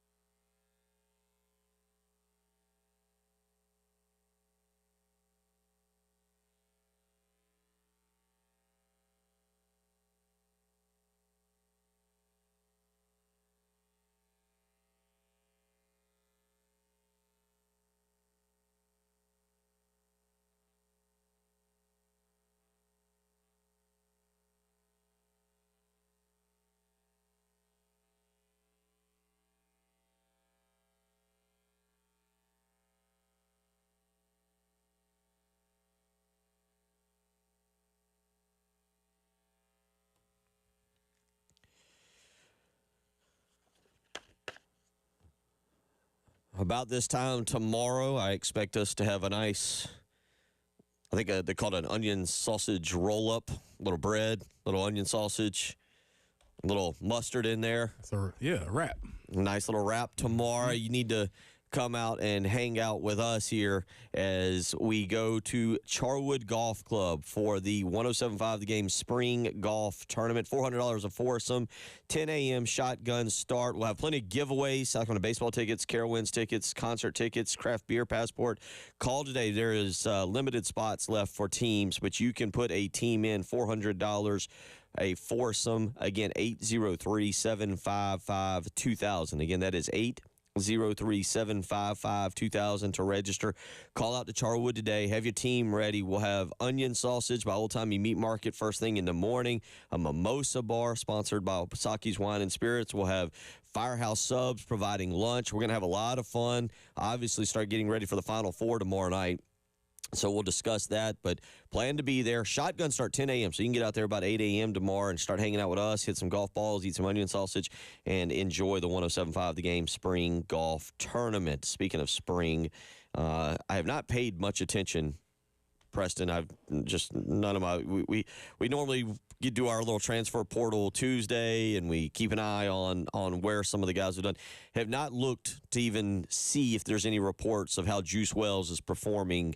Quite frankly, I'm not even 100% sure he's participating. He probably is, but it just goes to show. But Juice Wells yesterday, I guess, making a comment as to why he left South Carolina. Here is what Juice Wells said.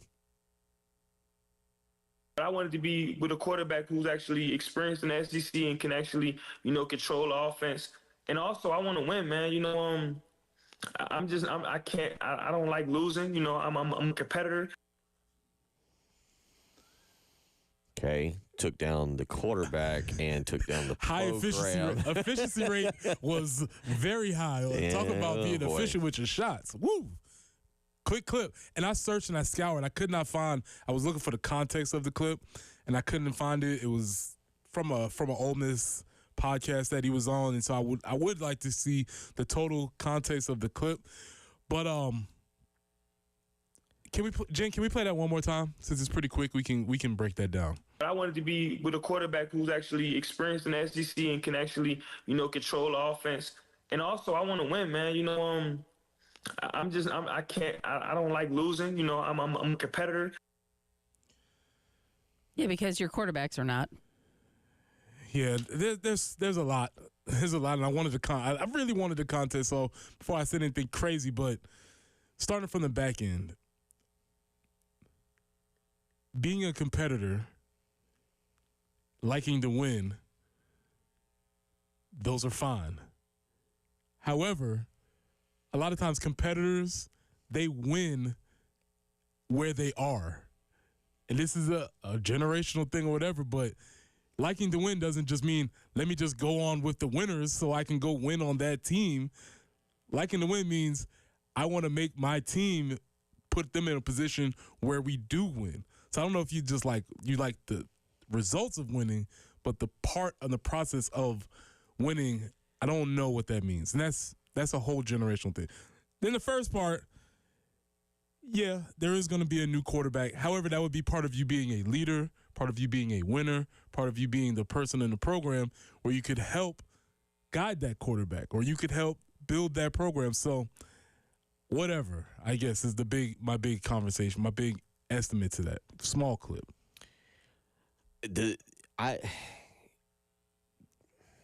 Kids say stuff. Yes.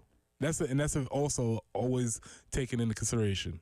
Kids say stuff. Well, young people say stuff. We got to, not kids.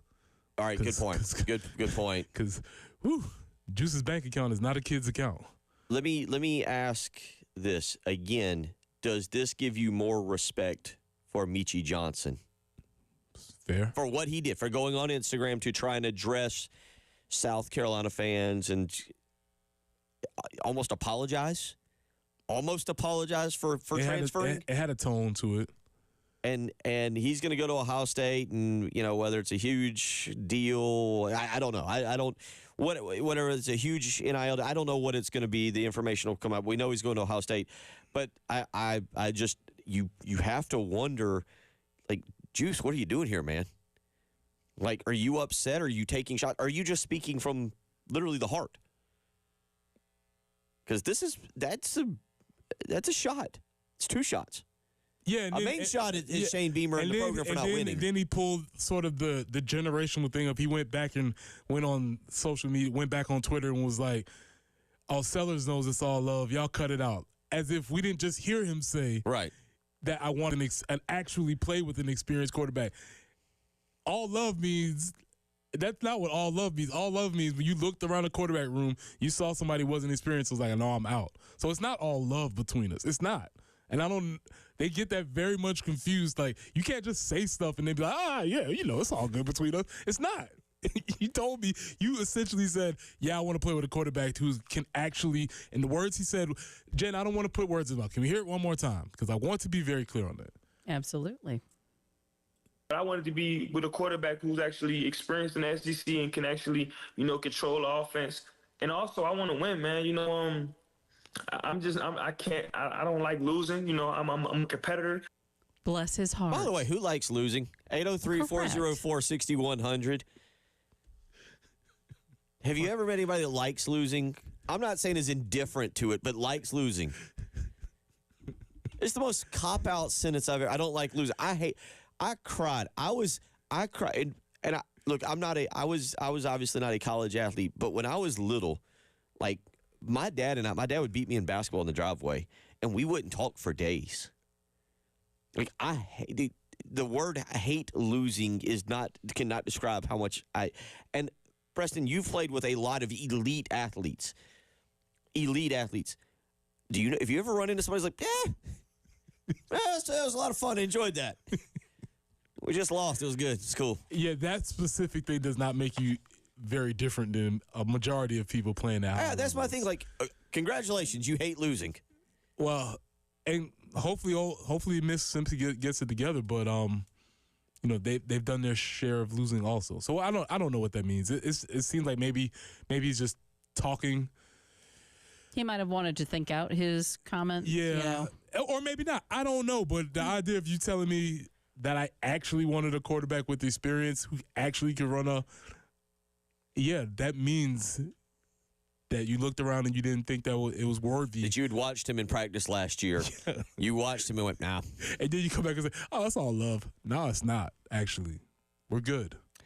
803. And that's fine. We can draw lines. We don't have to be friends with everybody. It doesn't have to be all love. Once you leave, you can leave somewhere, and it doesn't have to be all love anymore.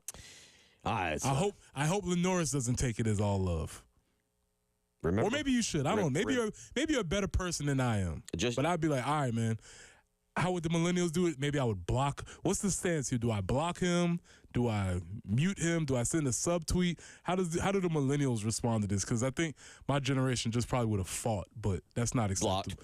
Block them? Okay. I think, one of the gifts or something of Angel Reese where she's waving bye-bye, that might be what they put up there. Bye-bye, Juice. Yeah, out. Let's just remember, Juice and Mississippi come here October 5th. That should be fun. Juice and Mississippi. Or Antoine. By the way, should we just move to Antoine Wells? Antoine Wells, that's right. Just move back to that, 803-404-6100. Real quick, let me tell you about Mid-State Roofing. For nearly 30 years, they've been the proven leader in the roofing and waterproofing industry. Mid-State Roofing's proven history, well, it's your assurance that their professionals will provide the proper advice, service, and results to the needs of your facility in a manner both safe and pleasing to your operation. You can call them today and get more information, and they can put you in a maintenance contract, 803-356-1919. Again, that's 803-356-1919. They have a 24-hour-a-day, 7-day-a-week call center. Midnight, 1 a.m., 2 a.m., you're noticing a leak, you can let Mid-State Roofing take a peek. So give them a phone call, 803-356-1919, or you can visit them on the web, midstateroofing.com. If you've got a leak, let Mid-State Roofing take a peek. Josh Harris, Darlington Raceway, joins us. It's the Corley Pool Solutions Checkered Flag Challenge up next.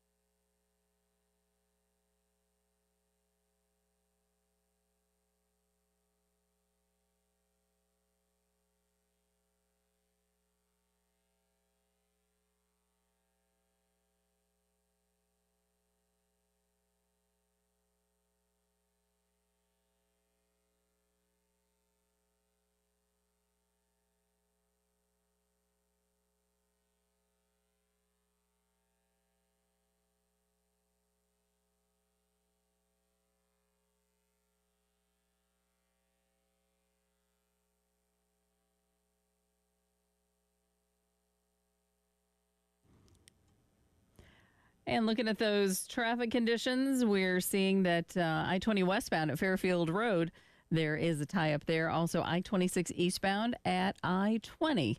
So caution in that area. One other that's popped up is Broad River Road near Piney Grove Road. Going to be not too bad today. It's just a little bit cooler than we've had. 64 today, 66 for Friday and Saturday before we get to 71 on Sunday. But it's going to be windy today as well, so keep that in mind. Looking for a high of about 50. Or looking for a high, of about, I can't even talk today. I feel like I've got Bill Gunter-itis or something. It's supposed to be 64 today. It is 52 right now on the early game.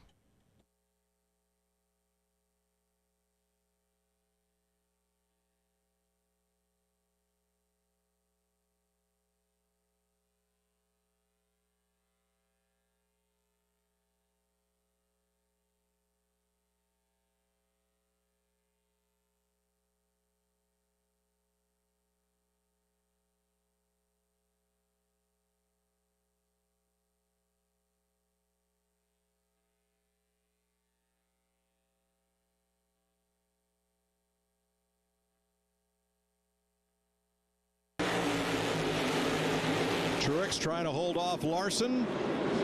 Logano's. Oh! He didn't like what he saw. Truex come down Dorsey and down the back straightaway.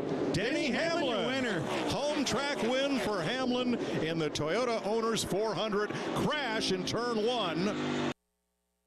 There was your call last week in Richmond. Denny Hamlin gets the job done. Controversy. It's what makes lots of it. What makes NASCAR great. Where there is no controversy right now is who is leading. So Josh Harris is going to be talking to us this morning. Hey, Josh, how are you doing? I'm good. Man, what happened there? Someone just disappeared. Isn't that crazy how just a mic just turns off? Yeah, we gotta rewire some stuff in this facility. Yeah. Sounds like somebody was about to jump the gun there with their commentary. Exactly, much like Denny Hamlin did in that final restart. Yes, well done. What did you think, Mr. Harris? Welcome in this morning. Happy Thursday to you. Happy April to you. What did you think of the finish there? Well, since I had Truex picked to win, I thought I was in prime position, there at the end of that race, and then lo and behold, you get a late caution and everything changed. So I'll say kudos to Denny's pit crew. Mm-hmm. They really showed why this is a team sport. They've been really solid all year and got him out ahead of the field, and ultimately that's what made the difference. Certainly the little bit of controversy around him starting early, I think that's just typical racing, and it got highlighted because of the way that race ended and finished. Certainly Martin was not happy with a lot of things that happened there in the last couple of laps, whether it was Denny running him up the track in 1 and 2 and then getting into the side of Kyle Larson and ultimately dropping a couple more spots there. So exciting finish. During the race itself, I thought Martin showed that he had a lot of speed. He's got Richmond figured out, I think, and without that late race caution, he was well on his way to this first victory while also leading the points. So, my goodness, 228 laps he led. My gosh, talk about the dominant car of the day. Yeah, absolutely. Kyle Larson got out front, being on the pole and led through the majority of the first stage. What was really cool was seeing them start on the wet weather tires. Yeah. I think, for the first time in a points-paying cup race, we saw that, which was really exciting. And I'm excited to see how that continues to progress with races down the road. I think NASCAR's taking a smart approach by kind of easing into this and setting up some parameters. But I think after, a couple more races, getting some data under them, you'll really see that become a strategy play, and NASCAR taking themselves out of setting, some of the guidelines around when they have to change. And I think that'll be an interesting thing to play out in the future, but excited to see that happen. The race got started probably like 10 minutes later than normal, which was great. And then, Kyle kind of dominated. Then they had the different strategy between him and Martin in that second stage, and that's when Martin really started to show his strength. And so one of those races where you kind of have to tip your cap to the guy that had the strongest car, but ultimately he couldn't put it in victory lane. And when you're talking about the tires real quick, talking about the wet tires, for people who maybe don't understand, those actually have grooves in them, kind of like your regular tires on most vehicles. It kind of whisks the water away so that you actually have more grip as opposed to just the slicks that they usually use. So then a lot of times they'll use those wet tires on your road track or on your road courses and things like that, but they haven't really been introduced much on the oval. So I'm with you. I'm looking forward to seeing how they move forward. It can't obviously be a soaking wet track, but a damp track, if you can go ahead and get the race started on those wet tires, it was good racing. Yeah, absolutely. And you explained it, so I don't need to give any more explanation. You hit it right on the head there. It was one of those things we've developed. We've run at the road courses, now bringing it to some of the shorter ovals. They won't race in the rain, but when the rain has stopped and they've gotten the puddles off the track, rather than having to get the track completely dry to run the slicks, they've got these tires to get started on. So, again, another thing just to try to get the race started earlier or closer to the regular start time, give the fans that are there in attendance, the show that they paid to see, and then obviously the audience at home. So excited to see that development, and hopefully not asking for rain because no one really wants to see rain, but I'm glad we have that as a backup on some of the shorter tracks. 38 days, 6 hours, 20 minutes. It ticks under, actually, to 19 minutes right now as I look at it until we get going in Darlington. You look at what's happening in NASCAR right now. Four guys with 5 top 10 finishes. Christopher Bell and Chris Buescher and Ty Gibbs have yet to win. Martin Truex is the other guy. Out of those three that have posted 5 top 10 finishes in 7 races, who do you think is performing the best right now? Well, aside from the finish on Sunday, I've got to say Martin, he's been consistent and steady throughout the whole year. He's put himself in position at the head of some of these races. He just hasn't been able to close it out. So I'm gonna go with Martin there as just a slight nod over the other two. Yeah, Denny Hamlin, William Byron, both with 2 wins on the early season. Kyle Larson, Christopher Bell, and Daniel Suarez each picking up a victory. It is interesting heading toward Darlington right now. You like Martin Truex, who's been very good. If you were to kind of glance into a magic 8 ball for a second, you feel like he's gearing himself up because he's been good in Darlington.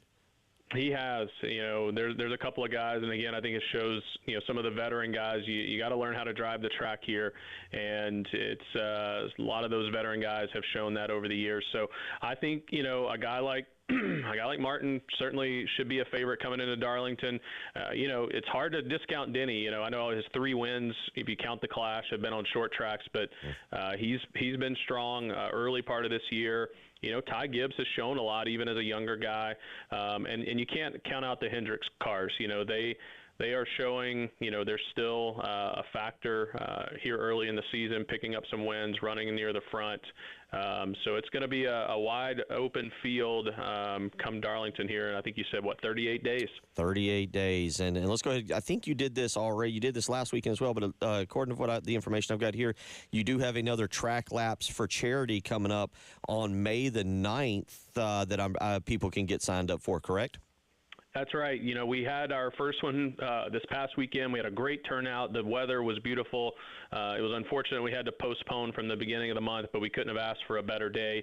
Had a great turnout with our charity partner, Child and Family Resources. But yes, our next one will be during race week. So fans that are coming out for the race, come out Thursday night. We're going to do this one in the evening during the week. So after work, 6:30 to 8:30, we're going to do track laps for charity, $25. We'll do 3 laps around the track, too tough to tame, and you'll get there right before the weekend kicks off with our NASCAR action. And, of course, I think we are expected to be down there the following morning to broadcast live from Darlington, which we are excited about. But May 9th, and again, you can go to darlingtonraceway.com, go to the event calendar for more information, and where you can purchase tickets for the throwback weekend, which we are very excited. It'll be here before you know. It will be here before you know it going on. Well, let's make some picks. All right, the Corley Pool Solutions. I'll try and keep my voice down since all of a sudden it cut the mic off last time. But the Corley Pool Solutions Checkered Flag Challenge. I have won back-to-back. As I said, I learned my lesson last year. I got a little too full of myself in June and July, and Reggie tracked me down. But I'm at 29 points. Reggie is right there in second place with 24. Preston's at 23. Josh, you were right there last week. Could have really changed some things. You're at 20, and Jen is there at 17. So we go to Martinsville this weekend. Jen, you've got first pick. Where are you going? Going to go a little more chalk this week instead of, hoping for the young guy. Just going to go Blaney. Okay. All right. Nothing wrong with that pick at all. I can see that. I was mentioning, again, some of the drivers who've been performing really well. Ryan Blaney is one of those guys. All right, Mr. Harris, you are next. You've been on a roll lately. You've been right there. You had Reddick 2 weeks ago. You picked up 4 points. Truex Jr., you were so close last week. Maybe this is the week. Well, I'm gonna go chalk as well. I'm gonna stay in the Toyota camp, and the guy that's won all the short track races this year, I'm gonna take him before anybody else does. Give me Denny Hamlin. There you go. And if he wins, I'll be okay with it. Yeah, that's right. I'm pulling for you, Mr. Harris. Josh Harris with a great pick right there. Denny Hamlin, he's not going to win this weekend, by the way. I was not going to take him. So okay. Yeah, he can't cheat 2 weeks in a row. Go ahead, Bill. Right. You've got only 20 seconds. All right, go ahead. Who you got there, Preston? Give me my guy, Truex Jr. Oh, that was my pick. Do we have Reggie's pick? We do. He's looking at Kyle Larson. Okay, and I'm going to go Christopher Bell this week. Give me Christopher Bell to do that. Josh, we always appreciate it and look forward to catching up with you next week. All right, sounds good. Thanks. Thanks, Josh. Take care. Josh Harris, Darlington Raceway president. We'll come back. Wrestling. Talk some wrestling. Yes, sir. It's the early game.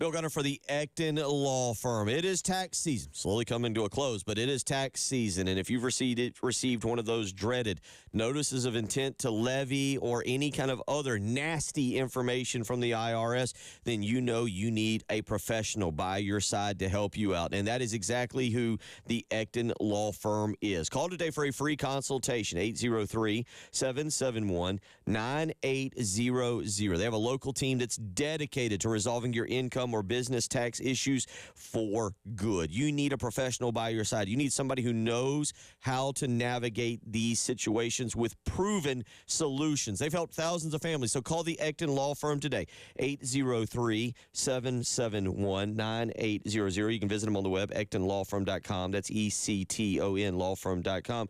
They're the Ecton Law Firm. Call them today. Tell them you heard it on 107.5 The Game with Bill Gunner.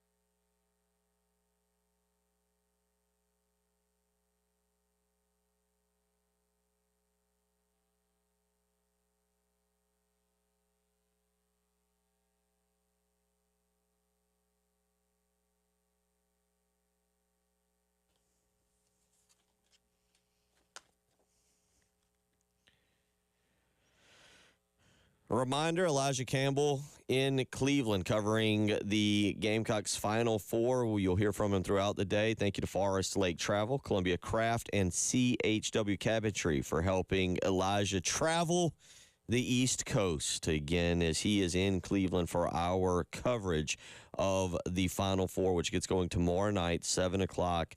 You can hear that again right here on 107.5 The Game, 6:30 pregame, 7 o'clock. Tip time there. But again, thank you to Forest Lake Travel, Columbia Craft, and CHW Cabinetry for helping Elijah with his travel. I actually, during the break, meant to look up how far Cleveland is from Philadelphia because Elijah Campbell technically has an off day on Saturday, I reckon.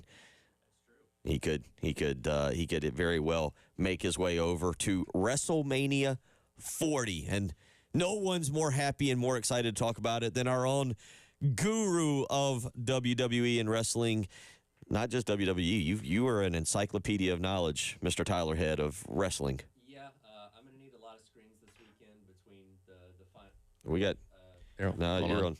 There we go. Okay, yeah, there we go. Sorry, yeah, I'm going to need a lot of screens this weekend between the basketball, the wrestling, and baseball and all that kind of stuff. It's going to be a busy watching weekend for me. Now, for those that are uninitiated, WrestleMania is no longer a single day, right? That's correct. It's a whole. So in 2020, during the pandemic, when they had to do it at their performance center, they split it over 2 nights because nothing else was going on. And they kind of decided, you know what, we should probably do this going forward. Instead of one 6-hour show on a Sunday night, why not do two 6-hour shows on the same weekend?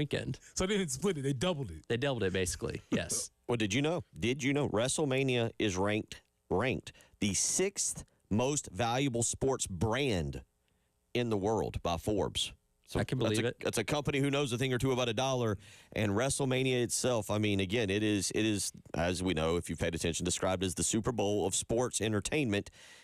Cities bid for it and will be at Lincoln. They'll be at Lincoln Financial here for this year. All right, so it's a lot to cover. Let's get down to the nitty gritty. Yes. First and foremost, what are the 2 main events? So 2 main events you have on Saturday night, the Bloodline, which is The Rock and Roman Reigns taking on Cody Rhodes and Seth Rollins. Now Cody and Roman Reigns are facing off in the night 2 main event for the WWE Championship. The night 1 main event, the tag team match, determines stipulation.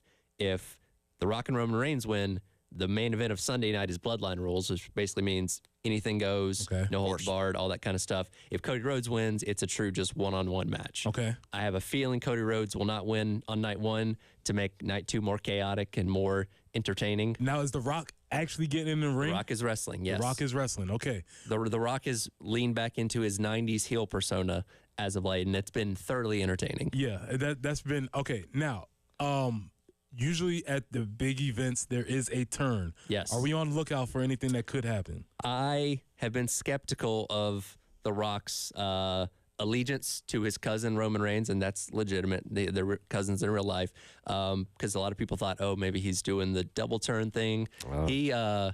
He bloodied up Cody Rhodes pretty good last week on Raw, so that maybe kind of put some of those thoughts to bed, but you never know. Anything can happen. It is WrestleMania after all. Okay, now, Cody Rhodes. Cody Rhodes came from AEW, correct? Yes, he started AEW. Yes. And now he's integrated into WWE. Yes. Is that some sort of potential conflict of interest here?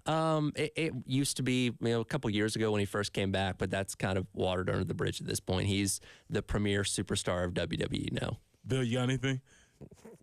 Man, I miss the days of Sting. Sting just had his last match a couple weeks ago. Yeah, finally. Well, wrestling has become... It's not for the young anymore. The actual Dwayne Johnson, The Rock, is 51. Yeah. Sting was in his 60s wrestling around. Yeah. Ric Flair is still not really retired. Yeah. He shows up every once in a while. If you're in your early 20s, that's what makes Trick Williams so phenomenal. And our guy Trick headlining NXT Stand and Deliver on Saturday. Wow. So he's headlining and he's going. Is he going against Melo? Yes, he's going against Melo in the main event. That'll be Saturday at noon on Peacock, kind of as the lead in. But yeah, getting to be in the main event, which is really cool. So for those who don't know, Trick Williams, Matrix Belton, was a former Carolina Gamecock Columbia native. He's a rising star in the company.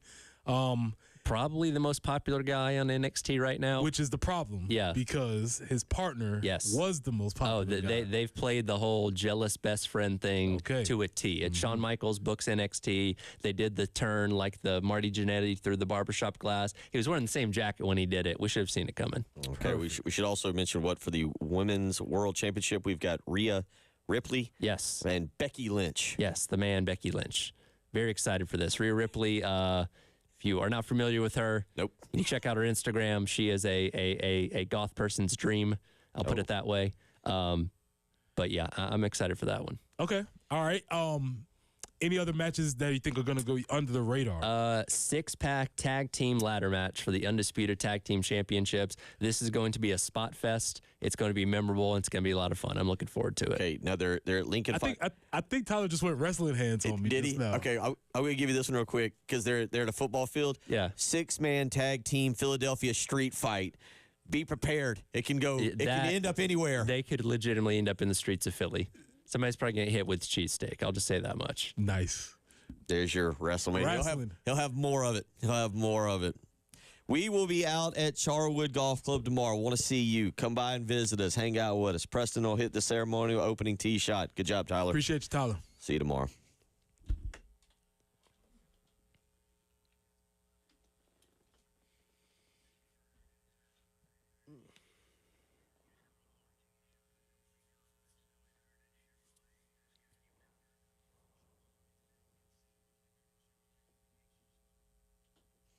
Logan Paul's also wrestling Sunday night. Maybe a preview for Jake Paul.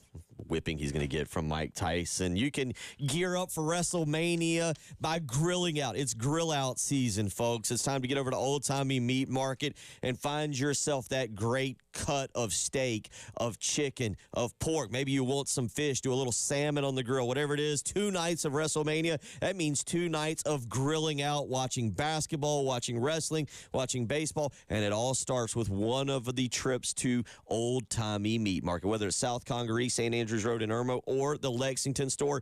You're guaranteed to not only find the best cuts of meat, but the absolute best prices. I guarantee. That's why I visit Old Timey Meat Market, because not only do I know I'm getting guaranteed fresh quality meat, but I'm getting